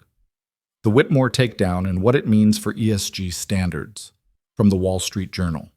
The range was predictable. Some publications understood what she was doing, others saw it as overreach, and a few had decided this was really a story about a powerful black woman being too aggressive with a white family dynasty, though they were usually coded enough not to say it quite that directly. And the Whitmores themselves, Maya asked? What's their weekend been like? Chaotic, according to our sources, Marcus said with visible satisfaction. Emergency board meetings Friday night and Saturday morning. Their stock dropped 11% when markets opened Monday morning in Asia. 2 board members reportedly resigned over the weekend. Patricia Whitmore spent Saturday and Sunday locked in meetings with her father and siblings, trying to convince them your offer is their only viable option. Richard hired 3 separate law firms to review the Section 7 provisions, and they all told him the same thing, you're legally bulletproof. Jennifer has been conducting damage control interviews, claiming this was all a misunderstanding, and Washington Capital overreacted. Let her claim whatever she wants, Maya said. The documentation speaks for itself. Her phone buzzed. A text from Catherine Liu. Board call starting in 5. Ready to defend this? Maya typed back. Always. The board call was surprisingly brief. Maya presented the final offer terms, walked through the transformation roadmap, answered exactly 3 questions about risk mitigation, and received unanimous approval to proceed. Her board understood what was at stake here. They'd built Washington Capital Management together, had weathered previous controversial decisions, and trusted Maya's judgment even when her methods were unconventional. By 8:15, the offer was officially live. Formal documentation had been delivered to Whitmore Industries' board portal, with copies sent directly to every board member's personal email to ensure nobody could claim they hadn't received it. The terms were exactly what Maya had outlined Friday night. Washington Capital Management would acquire 34.7% of outstanding shares at a modest premium to current market value, gain 3 board seats, including a newly created position of Chief Culture Officer who would report directly to the board rather than to family management, and implement binding quarterly audits of workplace culture with the authority to mandate changes if progress wasn't demonstrated. In exchange, Washington Capital would provide immediate cash infusion, restructure Whitmore Industries' debt on favorable terms, and fund an even more ambitious sustainable energy expansion than the original Meridian partnership had promised. The deal would save the company, preserve jobs, and potentially create even more employment than the plan they'd announced Friday night. The only catch was accountability. Real, structural, enforceable accountability that the Whitmore family couldn't circumvent or ignore. Maya watched the countdown timer tick through 8:30, then 8:45. Her team had gone quiet now, the nervous energy of preparation giving way to the tense stillness of waiting. Someone had turned on a live stream of financial news coverage, where talking heads were debating whether the Whitmores would actually accept what one analyst called the most audacious corporate intervention since activist investors forced out the Darden Restaurant's board. 10 minutes, Marcus said unnecessarily. Everyone could see the timer. Maya's phone rang, unknown number, but she answered anyway. Dr. Harrison. It's Patricia Whitmore. The voice was exhausted, strained, but also something else. Relieved, maybe, or resigned. I'm calling to let you know the family is convening an emergency board meeting at 9 a.m. exactly. They'll be voting on your offer. Thank you for the update, Maya said carefully. She'd been expecting either acceptance or rejection to arrive through formal channels, not a personal call from the COO. Are you able to tell me which way they're leaning? Patricia laughed, a short, bitter sound. I genuinely don't know. My father spent all weekend raging about hostile takeovers and family legacy. Richard has been trying to find legal loopholes that don't exist. Jennifer keeps oscillating between wanting to fight and wanting to accept. Amanda has been the voice of financial reality, showing them the numbers that prove we're out of options. And Marcus, she paused. Marcus has been mostly silent, which is honestly more terrifying than anything else because it means he's already thinking about his next career move after this company collapses. And you? Maya asked. How are you holding up? I'm done, Patricia said flatly. I spent 3 years trying to change this company from the inside. Trying to convince my family that our culture was toxic, that our workforce deserved better, that we couldn't keep settling discrimination complaints and pretending we didn't have systemic problems. Friday night, you accomplished in 15 minutes what I couldn't do in 3 years. So no matter what happens in the next 8 minutes, thank you for that. Maya felt something tighten in her chest. If they accept the offer, I want you to stay. Not as COO reporting to family management, but as a partner in transformation. Someone who actually understands both the potential of this company and the depth of change required. And if they reject it? Then I want to hire you anyway, Maya said. Washington Capital Management is always looking for operators who understand legacy manufacturing and have the courage to demand better. Either way, Patricia, you're not going down with this ship. She could hear Patricia's breath catch. I'll remember that. 9 a.m., Keen, Maya. One way or another, you'll have your answer. The call ended. Marcus was staring at her with raised eyebrows. You just offered her a job? Before we know if this deal is happening? She earned it, Maya said simply. 3 years fighting her own family to do the right thing while they fought her every step of the way. That kind of integrity is rare. I'm not letting her become collateral damage in this situation. The timer hit 5 minutes, then 3, then 1. 9 a.m. arrived with no immediate response. Fashionably late, Marcus muttered. Classic Whitmore move. But at 9:03, Maya's email pinged. Official communication from the Whitmore Industries Board of Directors. She opened it with steady hands, scanning the formal legal language, looking for the operative words that would tell her whether the last 72 hours had been worth it. There, buried in the third paragraph. The Board of Directors of Whitmore Industries has voted to accept Washington Capital Management's offer as presented, subject to standard regulatory approval and completion of due diligence processes. The room erupted. Her team was cheering, high-fiving. Someone had started playing celebration music from their phone. Marcus grabbed her in a hug that lifted her off the ground, his voice fierce in her ear. You did it. You actually did it. But Maya was still reading, looking for the details beneath the acceptance. The vote had been 7-4, with 3 abstentions. 7 in favor meant the outside board members had sided with her, recognizing that Washington Capital's offer represented survival, while rejection meant slow collapse. 4 against meant hardcore family loyalists who'd rather go down with the ship than accept outside control. 3 abstentions meant people hedging their bets, unwilling to commit either way. It was enough. Barely, but enough. Her phone rang again. This time it was Harrison Whitmore Sr. himself, his voice heavy with something that might have been defeat or might have been relief disguised as defeat. Dr. Harrison, I suppose congratulations are in order. Thank you, Mr. Whitmore, Maya said, keeping her tone professional. I look forward to working together to— Let's not pretend this is a partnership, Harrison interrupted. You backed my family into a corner and forced a choice between surrender and bankruptcy. That's not partnership, that's conquest. Maya felt her jaw tighten. I offered your company a lifeline after documenting systemic discrimination that you ignored for years. If you want to characterize that as conquest rather than accountability, that tells me exactly why this intervention was necessary. My granddaughter built this company, Harrison said, and his voice had gone rough now. Built it from nothing, created jobs for thousands of families. And you're going to destroy his legacy because someone made a mistake at a charity gala. Your granddaughter built this company using practices that are no longer acceptable, Maya corrected. And yes, someone made a mistake at that gala. Multiple someones, actually, over the course of years. My firm is going to ensure those mistakes don't keep happening. That's not destroying your legacy, Mr. Whitmore. That's saving it from the rot that was eating it from the inside.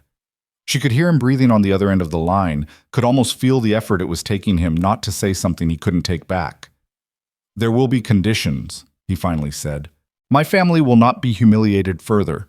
We'll cooperate with your reforms, but we expect to be treated with respect during this transition."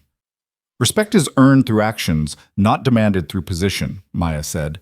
"But yes, Washington Capital Management will conduct this transition professionally. We're not interested in public humiliation. We're interested in transformation. If your family is genuinely committed to change, we'll work with you. If you fight us at every turn, we'll use our board authority to mandate change anyway. Your choice." "My daughter would like to speak with you," Harrison said abruptly. "Jennifer. She's requested a face-to-face meeting this afternoon to discuss transition logistics." Maya checked her calendar. "I can do 2 p.m. at our offices." "She wants neutral ground, the Yale Club, 3 p.m. Maya smiled despite herself. Of course Jennifer wanted the Yale Club. Wanted to meet on territory that reminded everyone of institutional prestige, old money connections, the kind of establishment credibility the Whitmores could still claim even as their company crumbled. It was a power move, or an attempt at one. "Fine," Maya agreed. 3 p.m. at the Yale Club. Tell Jennifer to bring her proposed organizational chart for the transition team. I want to see who she thinks should lead each division going forward." She ended the call and turned to find her entire team watching her with expressions ranging from admiration to concern. "Yale Club?" Marcus said. "Really?" "Let her have her dignity," Maya said. "The deal is done. The hard part starts now, actually implementing these changes while her family fights us every step of the way. If meeting at the Yale Club makes Jennifer feel like she still has some control, fine. We'll be gracious winners. Right up until the moment they try to undermine reforms, at which point we'll remind them exactly how much authority we actually have." The rest of the morning passed in a controlled frenzy of legal coordination, press release preparation, and stakeholder communication. Washington Capital Management's official statement was carefully worded to emphasize partnership and transformation rather than conquest. Whitmore Industries released their own statement shortly after, describing the arrangement as a strategic equity partnership designed to accelerate our commitment to sustainable business practices. Both statements avoided mentioning the charity gala incident entirely, as if Friday night's spectacular confrontation had never happened. But the media knew better. Within hours, think pieces were flooding business publications examining what this deal meant for corporate accountability, for impact investing, for the delicate balance between profitability and principles. Maya did 3 quick interviews, each time emphasizing the same message. Washington Capital Management invested in companies capable of evolving, and they enforced standards that protected all stakeholders, not just shareholders. By 2:30, Maya was in the back of her town car heading toward Midtown and the Yale Club, mentally preparing for what would certainly be an interesting conversation with Jennifer Whitmore. Marcus had offered to come along, but she'd declined. This meeting needed to be between the 2 women who were going to be sharing authority at Whitmore Industries going forward, the CEO who'd inherited her position and the investor who'd forced her way into power. The Yale Club was exactly as Maya expected. All dark wood paneling, leather chairs, oil paintings of distinguished men who'd graduated decades ago, and the kind of hushed atmosphere that suggested important conversations were happening in every corner. She gave her name to the host, who escorted her to a private dining room on the 3rd floor where Jennifer Whitmore was already waiting. Jennifer had abandoned the silver gown for a navy suit that projected serious professional competence, though her eyes were shadowed with exhaustion and her smile was strained. She stood as Maya entered, extending her hand for a shake that was firm but not warm. "Dr. Harrison, thank you for meeting me." "Of course," Maya said, settling into the chair opposite Jennifer. "I understand this transition is difficult for your family. I want you to know that Washington Capital Management is committed to making it as smooth as possible while still ensuring meaningful change happens." Jennifer's expression flickered with something that might have been appreciation or might have been resentment. "Let's be honest about what this is. You forced my family to accept terms we would never have agreed to under normal circumstances. You used a single incident to justify dismantling our control over a company we built. And now you're sitting here telling me you want to make the transition smooth while you install your own people in positions that will undermine every decision I make." Maya leaned back in her chair, studying the woman across from her. Jennifer Whitmore was younger than Maya by maybe 3 years, had probably been fighting for respect from her own family since the day she took the CEO position, had undoubtedly faced her own share of discrimination and dismissal in the male-dominated world of industrial manufacturing. Under different circumstances, they might have been allies. Under these circumstances, they were adversaries bound together by necessity. "You're right," Maya said. "I forced your family's hand. I used my leverage to demand changes you weren't making voluntarily. But Jennifer, let me ask you something. In the 3 years you've been CEO, how many discrimination complaints have been filed by your employees?" Jennifer's jaw tightened. "I'm not discussing internal HR matters with—" 47, Maya interrupted. 47 formal complaints, 12 settled with NDAs, 11 resulted in terminations of the complainants rather than the people they complained about. The rest were dismissed as unsubstantiated despite multiple corroborating witnesses. Your company has paid out $2.3 million in discrimination settlements in the last 3 years alone. $2.3 million that could have gone to worker development, facility improvements, or research and development. Instead, it went to covering up culture problems your family refused to address. She pulled a folder from her bag, slid it across the table. "This is the complete documentation, not the public summary we showed Friday night, but the full internal analysis. Read it. Really read it. Not as a CEO defending her company, but as a woman who's probably experienced some version of these same dynamics yourself. Then tell me honestly whether you think Washington Capital Management overreacted." Jennifer stared at the folder like it might contain explosives. Slowly, reluctantly, she opened it and started reading. Maya watched her face change as she progressed through the pages, watched the defensive anger give way to discomfort, then dismay, then something that looked like horrified recognition. "I didn't know it was this extensive," Jennifer finally whispered. "I knew we had issues. I tried to implement training programs, but I didn't realize—" She looked up, and there was something raw in her expression now. "My father kept telling me these were isolated incidents. Richard said the legal team was handling it appropriately. I wanted to believe them because the alternative was accepting that my own family was systematically—" She stopped, unable to finish the sentence.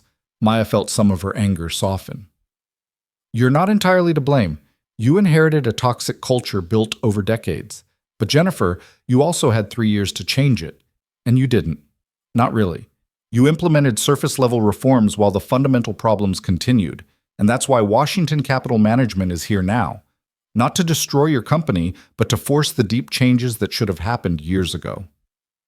Jennifer closed the folder, her hands shaking slightly. "What do you want from me?" "I want you to be part of the solution," Maya said. "You're the CEO. You know this company's operations better than I ever will. You have relationships with employees, vendors, community partners. All of that has value, but I need you to actually use that position to drive change instead of just managing the optics of change. Can you do that? And if I can't, if I fight you, then the board will remove you," Maya said bluntly. "We have that authority now. But I'd rather not use it. I'd rather work with a CEO who's genuinely committed to transformation. So I'm asking you directly, are you willing to be that CEO? Or do we need to find someone who is?" The silence that followed was long and heavy. Maya watched Jennifer wrestle with the question, watched her calculate the costs of resistance versus cooperation, watched her come to terms with exactly how much power she'd just lost and how much she might still preserve if she made the right choice now. "I'll cooperate," Jennifer finally said. "But I have conditions." "I'm listening." "My brother Marcus keeps his position in PR. My brother Richard keeps his CFO role, at least until you've completed your assessment and determined if he's actually competent or just coasting on the family name. And my father—" Jennifer's voice caught slightly. "My father gets to retire with dignity instead of being publicly removed."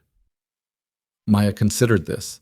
She'd been prepared to clean house entirely, to install her own people in every key position and relegate the Whitmore family to ceremonial roles with no real authority. But Jennifer's request had a certain logic to it.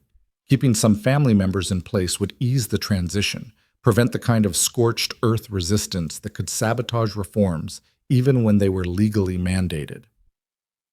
Marcus can keep PR if he agrees to work with our communications team and follows our messaging guidelines, Maya said. Richard stays as CFO through the end of the fiscal year, at which point we'll do a performance review that determines his future. And your father can announce his retirement at a time of your choosing, with appropriate recognition of his contributions. But Jennifer, these are not guarantees. If any of them actively undermine our reforms, they're gone immediately. Understood? Understood, Jennifer said quietly. Maya pulled another document from her bag. This is the proposed organizational structure for the next 6 months. Patricia Whitmore becomes Chief Operating Officer with expanded authority over all manufacturing facilities.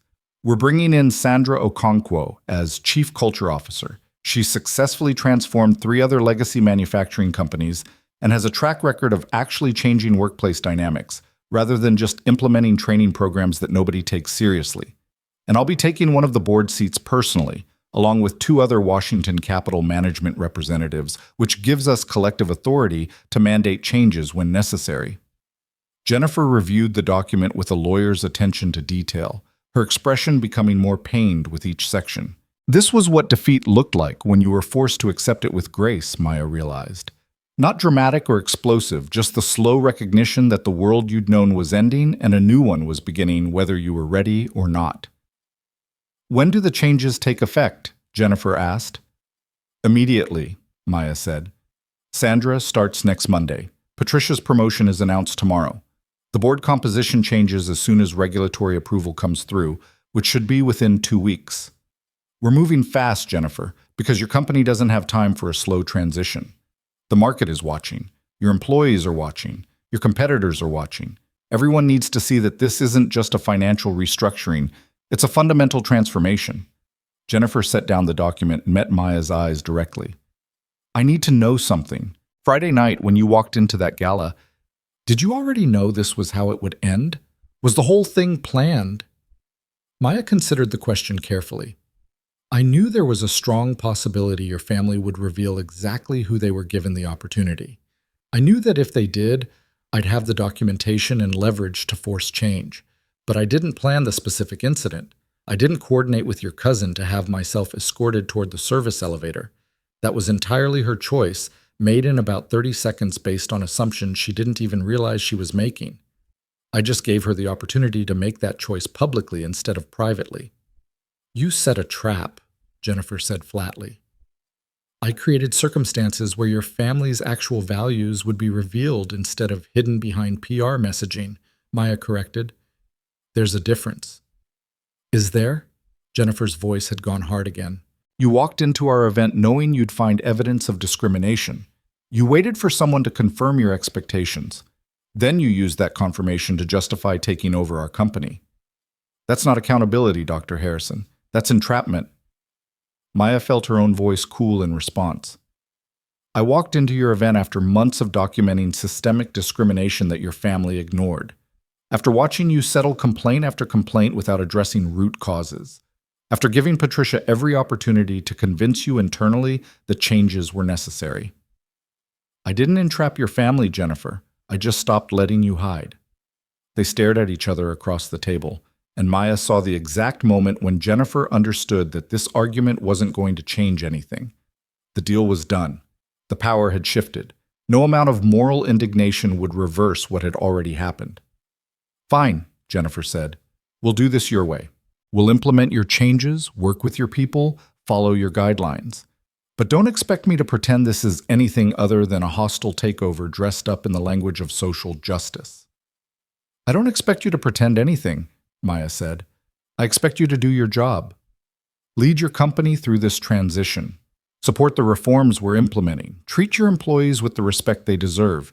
Do those things and we'll get along fine. Fight me at every turn while claiming you're being oppressed, and I'll remove you. It's that simple. She stood, gathering her materials. The meeting was over. They'd established the basic parameters of their new relationship. Wary cooperation built on mutual necessity rather than trust.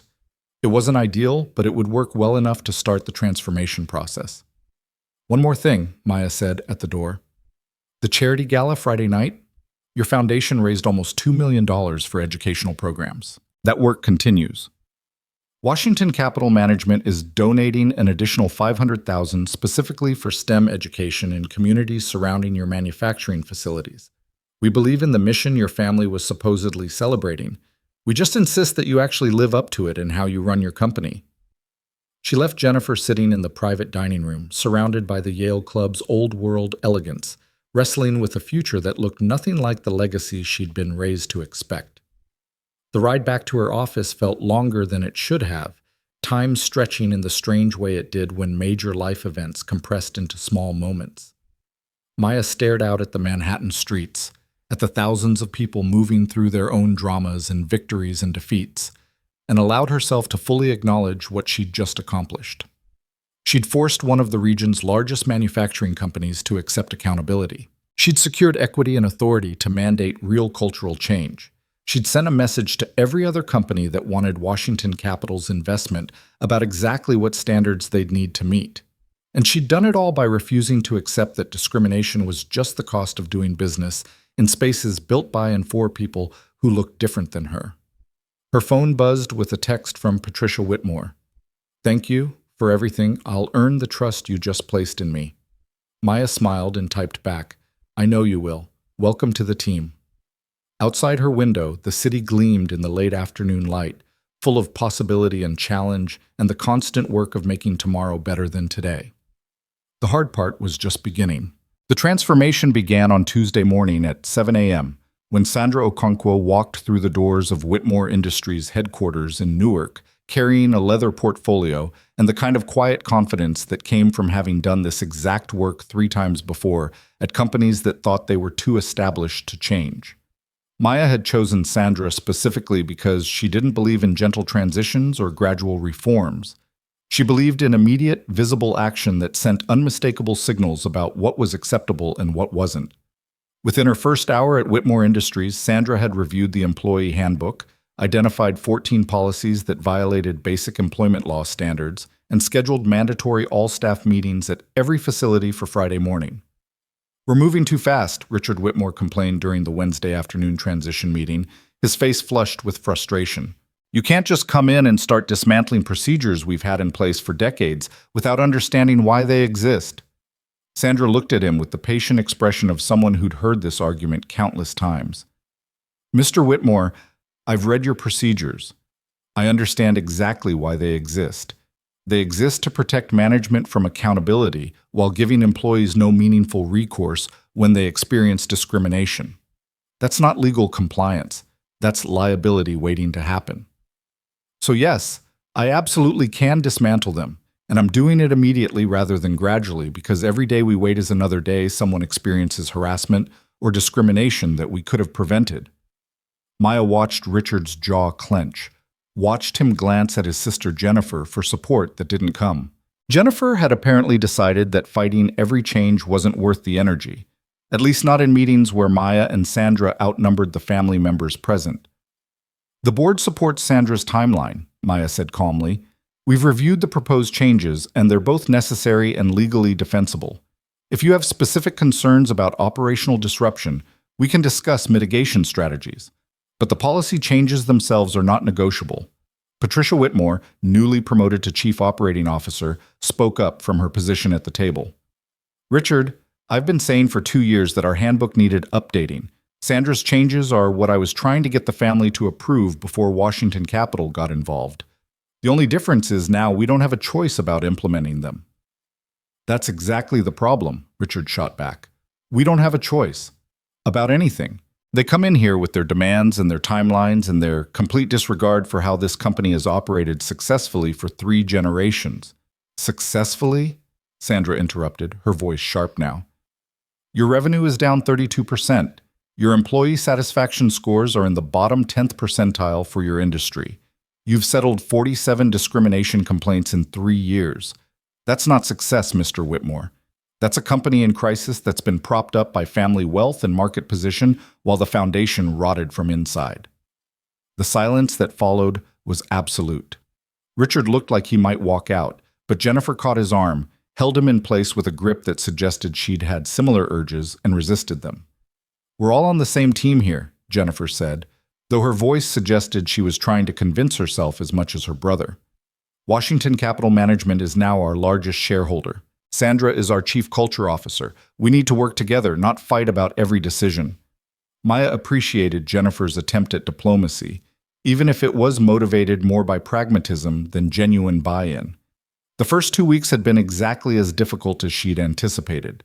The Whitmore family resented the oversight, chafed at the restrictions, and struggled with the reality that they no longer controlled their own company.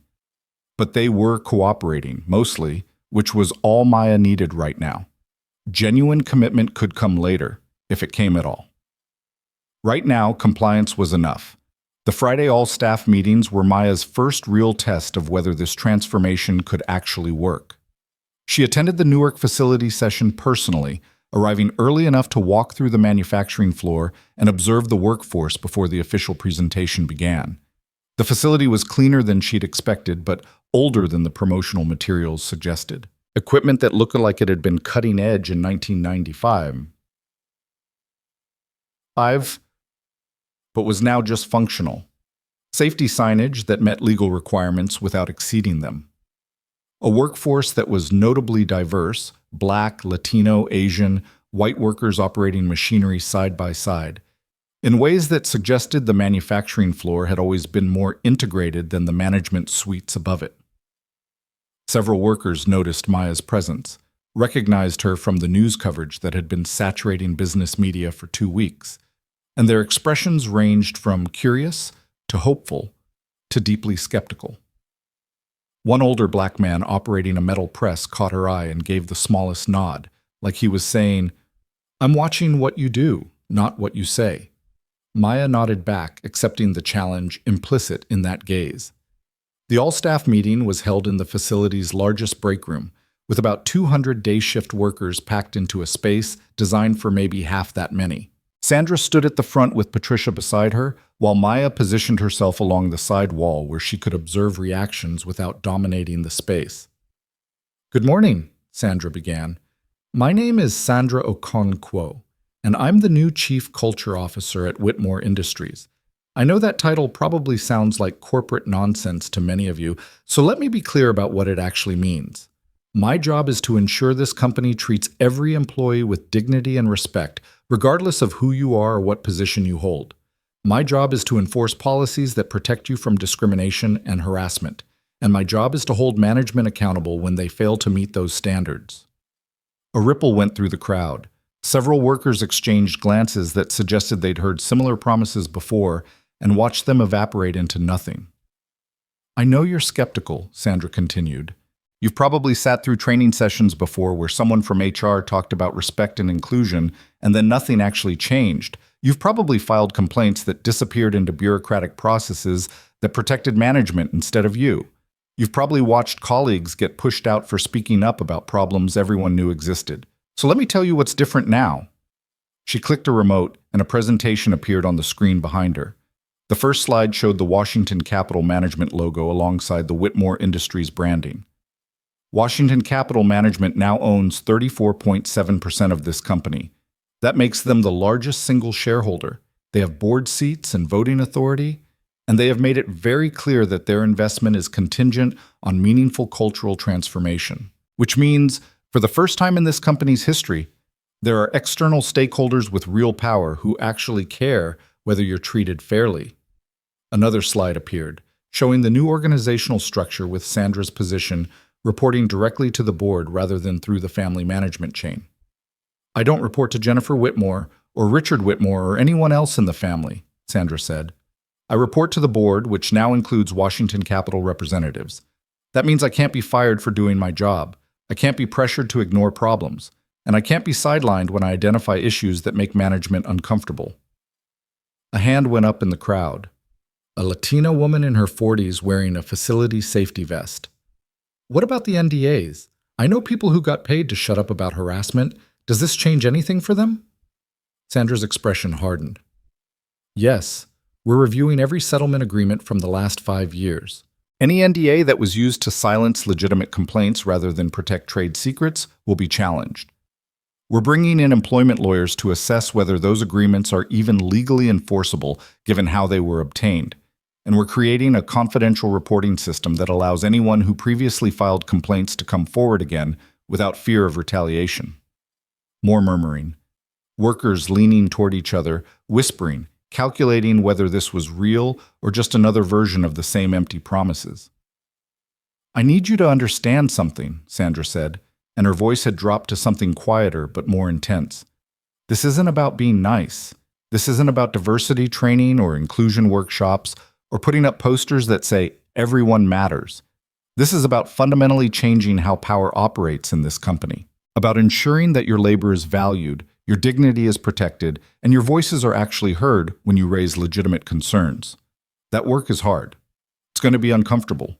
Management is going to resist it, but it's happening anyway because Washington Capital Management has the authority to mandate it, and I have a track record of successfully implementing it." Patricia stepped forward now, and Maya saw several workers react with visible surprise. Patricia Whitmore had always been the exception in the family, the one who'd worked her way up through operations rather than being installed in a corner office by nepotism. Seeing her aligned with Sandra, rather than defending her family, sent its own message. "I've worked here for 12 years, Patricia said. I've seen the problems Sandra is describing. I've tried to address them through internal channels, and I've watched my family ignore or minimize issues that should have been treated as crises. I'm not going to pretend the Whitmore name means we deserve your trust. We don't. We failed you repeatedly. But I'm asking you to give this new structure a chance, to use the reporting systems we're implementing, to hold us accountable when we fall short, because this is our last opportunity to get it right before this company becomes just another failed legacy business that couldn't adapt." The meeting continued for another 40 minutes, with Sandra and Patricia fielding questions that ranged from procedural details about the new reporting system to pointed inquiries about whether family members would actually face consequences for violations. Maya listened carefully to which questions were asked and which concerns remained unspoken, building a mental map of where trust had been most severely damaged and where the strongest resistance to change would likely emerge. As workers filed out afterward, the older black man from the metal press approached Maya directly.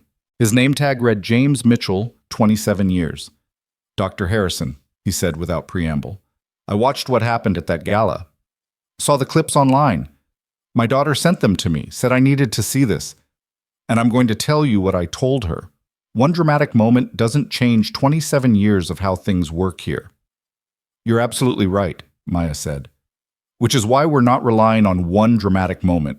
We're implementing structural changes that make discrimination harder to hide and accountability harder to avoid. But Mr. Mitchell, I need people like you to actually use these new systems, to file reports when you see problems, to trust that this time something will actually happen." James studied her with eyes that had seen a lot of promises broken. "And if nothing happens? If we report issues and they get buried like always?" "Then you contact me directly," Maya said, pulling out a business card. "My personal email. My cell phone.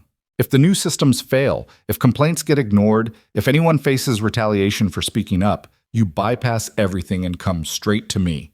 I'll handle it at the board level."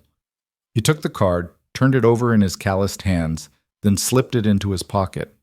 "I'm going to hold you to that." "I'm counting on it," Maya said. The transformation accelerated over the following weeks.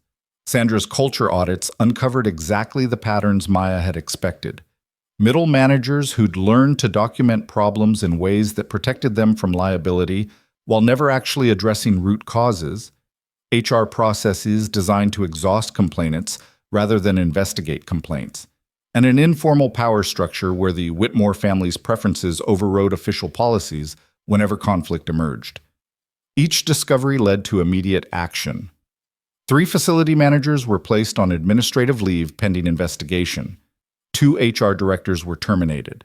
A regional VP who'd overseen multiple settlements without implementing corrective measures was given the choice between resignation or public termination. He chose resignation. The changes sent shockwaves through the company. Workers who'd grown accustomed to management immunity watched in disbelief as people with decades of tenure faced actual consequences. Management who'd assumed their positions were secure suddenly understood that Washington Capital Management wasn't bluffing about enforcement. Jennifer Whitmore called Maya on a Wednesday afternoon in early December, 3 weeks into the transformation process, her voice tight with barely controlled anger. "You're destroying morale," Jennifer said without greeting. 3 managers gone in 2 weeks. People are afraid to make any decisions because they think they'll be fired for minor mistakes.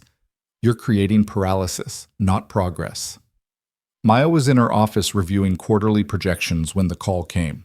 She set down her pen and gave Jennifer her full attention. "Those weren't minor mistakes," Maya said calmly. "Those were managers who systematically ignored discrimination complaints, created hostile work environments, and violated both company policy and employment law. They weren't fired for making innocent errors. They were removed for documented patterns of misconduct that your family allowed to continue for years. They were loyal employees who dedicated their careers to this company." "Loyalty doesn't excuse discrimination," Maya said. "And Jennifer, the morale you're worried about? Talk to the workers who filed complaints that got buried. Talk to the employees who left because they couldn't stand the hostile environment anymore. Talk to the people who stayed and learned to keep their heads down and accept mistreatment as the price of employment. Their morale matters too. More, actually, because they're the ones who will determine whether this company survives long term." She could hear Jennifer's frustrated exhale. "I'm trying to work with you. I'm implementing your changes, supporting your people, doing everything you demanded, but you keep pushing harder. When does it end?"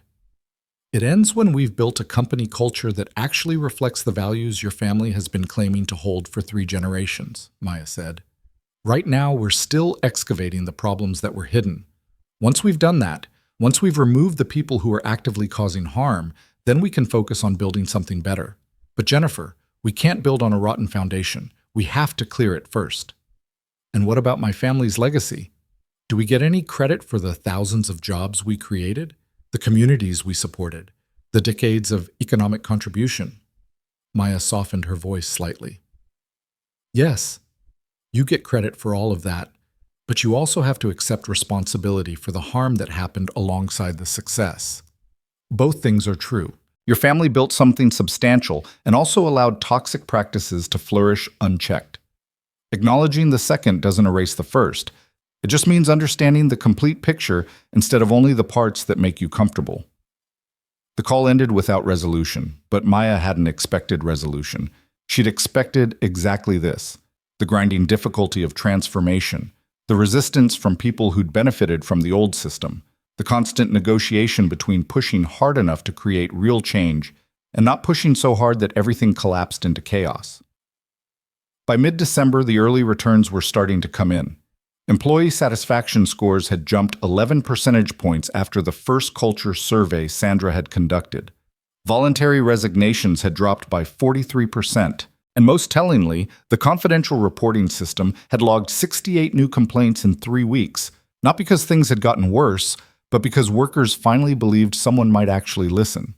Maya attended the December board meeting with Sandra and Patricia, presenting their first quarterly assessment to a board that now included 2 Washington Capital representatives alongside the remaining Whitmore family members and outside directors who'd survived the restructuring.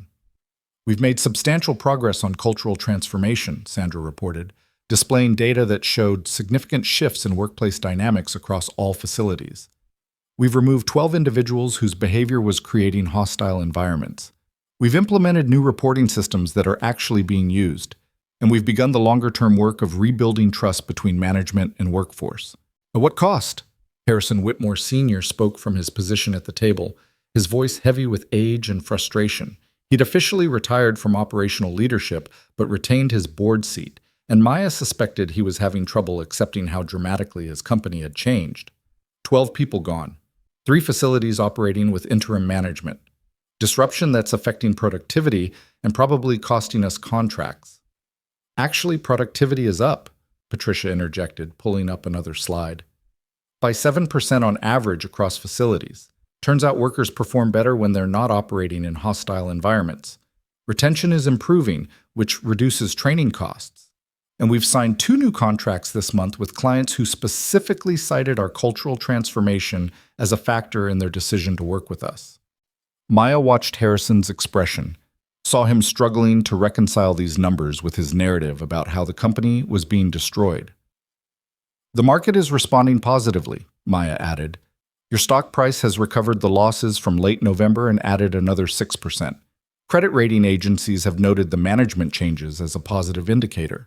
And we're getting inquiries from other manufacturers who want to understand how we're approaching this transformation because they're facing similar challenges. She pulled up the final slide showing financial projections for the next 2 quarters. Washington Capital Management is prepared to authorize the next phase of sustainable energy investment. $200 million for the wind farm projects we outlined in the original Meridian partnership, plus additional capital for facility upgrades that will improve both environmental efficiency and worker safety. But this authorization is contingent on continued progress on cultural reforms. You don't get the investment without the accountability. Richard Whitmore leaned forward, his financial officer instincts clearly warring with his family loyalty. $200 million now with promises of more later? That's better terms than the original Meridian deal. Because we're not just investing in your infrastructure, Maya said. We're investing in your transformation into the kind of company that deserves that infrastructure. Companies that treat workers well, maintain inclusive cultures, and operate with genuine accountability are better long-term investments than companies that just chase quarterly returns while ignoring systemic problems. You're proving you can be the first kind of company. This investment reflects that progress. The vote to accept the investment terms was unanimous, though Maya noticed Harrison voted last and with visible reluctance. He was accepting reality without embracing it, which was probably the best she could hope for from someone who'd built an empire on very different principles. After the meeting, Patricia caught Maya in the hallway outside the boardroom. "Thank you," Patricia said quietly, "for everything. For forcing changes I couldn't make happen from inside. For trusting me with expanded authority. For not giving up on this company even when my family was making it as difficult as possible." "You're the one doing the hard work," Maya said. "I just created the conditions that made it possible. But Patricia, I need to know, honestly, is this sustainable? Can this company maintain these changes once Washington Capital steps back from daily oversight?" Patricia considered the question carefully. 6 months ago, I would have said no. The family's resistance was too entrenched, the cultural problems too deep. But something shifted after you forced their hand. Maybe it's fear of losing everything. Maybe it's genuine recognition that the old ways don't work anymore. Probably both. Jennifer is still struggling with it, but she's committed to making this work. Richard has stopped fighting every decision. Even my father is starting to accept that the company had to evolve or die. She paused, then added, "And the workers are responding. They're using the new systems. They're speaking up about problems. They're starting to believe their voices matter. That's the real indicator of success. Not what management says about culture, but whether the workforce actually experiences something different." Maya nodded. "Keep building on that. The structural changes we've implemented will help maintain accountability. But the real test comes in 2 or 3 years when the crisis moment has passed, and people start wondering if they can slide back into old patterns. That's when having leaders like you embedded in operations makes all the difference." The sustainable energy projects began in January, with groundbreaking ceremonies at 3 different wind farm sites that would eventually power Whitmore Industries' facilities while feeding excess capacity back into the regional grid. Maya attended the first ceremony in upstate New York, watching Jennifer Whitmore give a speech about her company's commitment to environmental responsibility that sounded almost convincing now that actual transformation was backing up the rhetoric. The media coverage had shifted too. The initial firestorm about the charity gala confrontation had given way to more measured analysis about whether Washington Capital Management's approach represented a viable model for corporate accountability. Business schools were developing case studies. Other impact investors were calling Maya for advice about implementing similar standards. And workers at other manufacturing companies were starting to ask their own management why they couldn't have the same protections that Whitmore Industries employees now enjoyed. In February, James Mitchell, the worker who'd approached Maya after the first facility meeting, used the direct contact information she'd given him. His email arrived on a Tuesday evening, marked urgent. Dr. Harrison, I'm reporting a situation at the Trenton facility. New manager transferred from another division is using the same intimidation tactics we were supposed to be done with. 3 workers have complained through official channels, but nothing's happened yet. Wanted you to know before people start thinking the new systems are just for show. Maya forwarded the email to Sandra immediately, then followed up with a call to Patricia. By Wednesday morning, the situation was being investigated at the board level. By Thursday, the manager in question was suspended pending a full review. By Friday, he was terminated after the investigation confirmed he'd been explicitly warned about his behavior at his previous facility, but transferred rather than disciplined. Maya sent James a personal response. Thank you for trusting the system enough to use it. This is exactly what accountability looks like.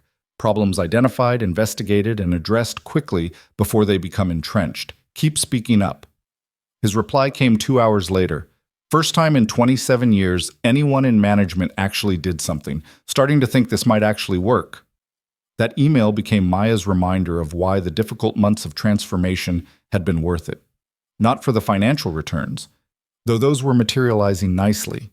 Not for the professional satisfaction of successfully implementing complex organizational change, though she certainly felt that, but for the moment when a worker who'd spent nearly 3 decades learning not to trust management decided to trust again.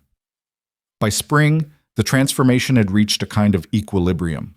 The acute crisis phase had passed. The most egregious problems had been addressed. The new systems were functioning well enough that Sandra could step back from daily firefighting into strategic oversight. Whitmore Industries was operating more efficiently, more profitably, and more ethically than it had in at least a decade. Maya reduced her direct involvement to monthly board meetings and quarterly strategic reviews, trusting Patricia and Sandra to manage day-to-day operations while maintaining the accountability structures that made the transformation possible. Washington Capital Management had other investments requiring attention, and the point of building robust systems was that they didn't require constant personal oversight. In June, 6 months after the charity gala that had sparked everything, Jennifer Whitmore requested a private meeting. They met at a coffee shop in Brooklyn, neutral ground far from corporate headquarters, with no lawyers or board members or strategic agendas. Just 2 women who'd started as adversaries and evolved into something more complicated. I owe you an apology, Jennifer said after they'd settled into a corner table. Not for being angry about how you forced this transformation. I'm still angry about that, honestly. But for not seeing the problems before you made them impossible to ignore. For convincing myself that the discrimination complaints were isolated incidents rather than systemic issues. For choosing to believe my family's version of reality instead of looking at the actual evidence. Maya stirred her coffee, considering her response carefully. I appreciate that. But Jennifer, the harder question is what you do going forward. Are you leading this company because you genuinely believe in the changes we've made? Or are you just waiting for Washington Capital to reduce oversight so you can slide back toward the old ways? I don't know, Jennifer admitted. Some days I believe we're building something better. Other days I resent the hell out of you for forcing us to change. Most days it's both at once. But I can tell you this, I'm not going back. Whatever happens between us, whatever happens with Washington Capital's investment, I'm not returning to a culture where complaints get buried and workers learn to accept mistreatment as normal. That version of Whitmore Industries is dead. I killed it, or you killed it, or we killed it together. Doesn't really matter which. Then we're on the same side, Maya said. Maybe not allies exactly, maybe not friends, but at least pointing in the same direction. They finished their coffee talking about operational challenges and market opportunities. The conversation of 2 executives who'd found a way to work together despite starting from very different places. It wasn't a Hollywood ending where everyone learned lessons and became best friends. It was something more realistic and possibly more valuable. 2 complicated people navigating an ongoing relationship that required them both to keep growing. The final board meeting Maya attended as an active oversight presence was in September, nearly a year after the charity gala. Washington Capital Management was transitioning to passive investor status, maintaining their equity stake and board representation, but no longer driving daily transformation efforts. The work they'd come to do was largely complete. The rest was up to Whitmore Industries to maintain and build on. Maya presented the final assessment with satisfaction she didn't try to hide. Employee satisfaction scores had stabilized at levels that placed Whitmore Industries in the top quartile for manufacturing companies. Discrimination complaints had decreased by 73%, and the ones that were filed were being addressed promptly and appropriately. Voluntary turnover had dropped to historic lows. Productivity and profitability were both trending upward. This company looks very different than it did a year ago, Maya concluded. Not just in metrics, but in fundamental culture. You've built systems that protect workers. You've removed people who are causing harm. You've demonstrated that accountability and success aren't contradictory. They're interdependent. Washington Capital Management is proud to have been part of this transformation, and we're confident that you'll continue this work without our active oversight. Harrison Whitmore Sr. spoke from his position at the table, and his voice was different now, less angry, more reflective. Dr. Harrison, when you walked into our gala last November, I thought you were going to destroy everything my father built. In some ways, you did. You destroyed the way we operated, the assumptions we made, the culture we thought was acceptable. But you were right. That version of Whitmore Industries was dying anyway. You just forced us to acknowledge it and do something about it before it was too late. He paused, seemed to gather himself. So thank you. I'm not entirely happy about how this happened, but I'm grateful for the result. It was as close to a genuine apology as Maya expected to receive from a man who'd spent 70 years believing he'd built something perfect and had learned otherwise far too late. She accepted it with a gracious nod. After the meeting, Sandra caught Maya in the parking garage. I'm staying, Sandra said without preamble. Patricia offered me a permanent position. I was planning to move on to the next transformation project, but this company still needs dedicated culture leadership.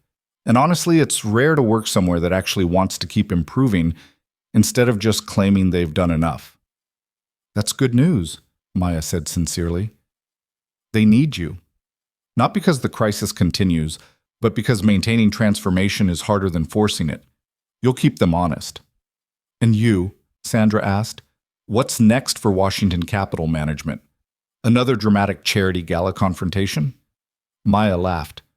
One per career is probably enough. No, we're going back to our normal approach, identifying companies with potential, investing in their transformation, and enforcing standards through contracts and board authority rather than public confrontations. The Whitmore situation was unique because the family needed such a dramatic wake-up call. Most companies respond to quieter pressure. But if they don't, then we walk away, Maya said simply. Same as always. We only invest where we can actually create positive change. Everywhere else, we let the market work out consequences on its own. She drove home that evening through Brooklyn streets that had become familiar over her years building Washington Capital Management. Past neighborhoods where her firm had invested in small businesses that banks wouldn't touch. Past facilities where workers were protected by standards her firm had helped implement. Past the accumulated evidence that capitalism could be bent toward justice if you were willing to do the harder work of making it happen. Her phone buzzed with a text from Patricia. First quarter projections just came in. Best performance in 4 years. Thank you for believing this was possible. Maya smiled and typed back, You did the work. I just made it unavoidable.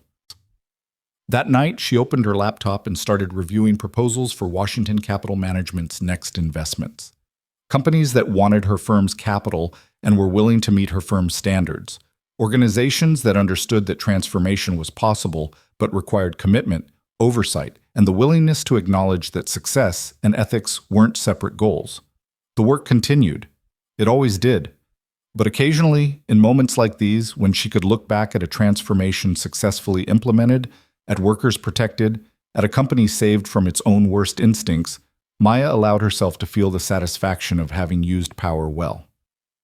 She thought about the Whitmore Charity Gala, about standing in that glittering ballroom while security was called to escort her to the service elevator, about the choice she'd made in that moment to stop accommodating, to stop making herself smaller, to stop accepting that discrimination was just an unfortunate reality of doing business in spaces built by people who'd never had to consider whether their comfort came at someone else's expense. She'd chosen confrontation over accommodation, accountability over harmony, transformation over acceptance. And in doing so, she'd changed not just one company, but potentially dozens more who'd watched and learned that Washington capital management meant what it said about standards, about inclusion, about the non-negotiable requirement that companies earning their investment had to deserve it through their treatment of every stakeholder. The woman who'd been told she didn't belong at the Whitmore Gala had ended up owning a third of their company and forcing changes that would protect thousands of workers for years to come. The family who'd thought they could maintain control through wealth and legacy had learned that accountability couldn't be bought off or ignored. It wasn't a perfect ending. Jennifer Whitmore still struggled with the changes. Richard still sometimes pushed back against oversight. The transformation was ongoing and would require continued attention to prevent backsliding. But it was an honest ending, a real ending, the kind where problems were actually addressed rather than just talked about, where power was actually redistributed rather than just rhetorically acknowledged, where one dramatic moment had catalyzed lasting change because it had been backed by structural transformation rather than just public relations. Maya closed her laptop, poured herself a bourbon, and toasted the empty room. To uncomfortable conversations, she said quietly, to accountability that cost something, to refusing to use the service elevator. Tomorrow she'd start the next transformation. Tonight she'd allow herself to appreciate that this one had worked. Outside her windows, Brooklyn stretched toward Manhattan, and somewhere in that vast city, James Mitchell was clocking out after a shift where he'd been treated with dignity. Patricia Whitmore was reviewing projections that proved transformation and profitability weren't contradictory. Sandra Okonkwo was building systems that would protect workers for years to come. And Jennifer Whitmore was learning to lead a company that actually deserved its success. The evening that had started with 5 words, security, remove this woman immediately, had ended with a company transformed, a workforce protected, and a case study in what happened when power met principle and principle refused to blink. Maya Harrison had walked into that charity gala knowing she might need to burn down a partnership to build something better. She'd succeeded, and in the process, she'd proven something that too many people still doubted, that justice and capitalism could coexist if you were willing to demand it, enforce it, and refuse to accept anything less. The transformation was complete. The story was over. The work continued. Exactly as it should be.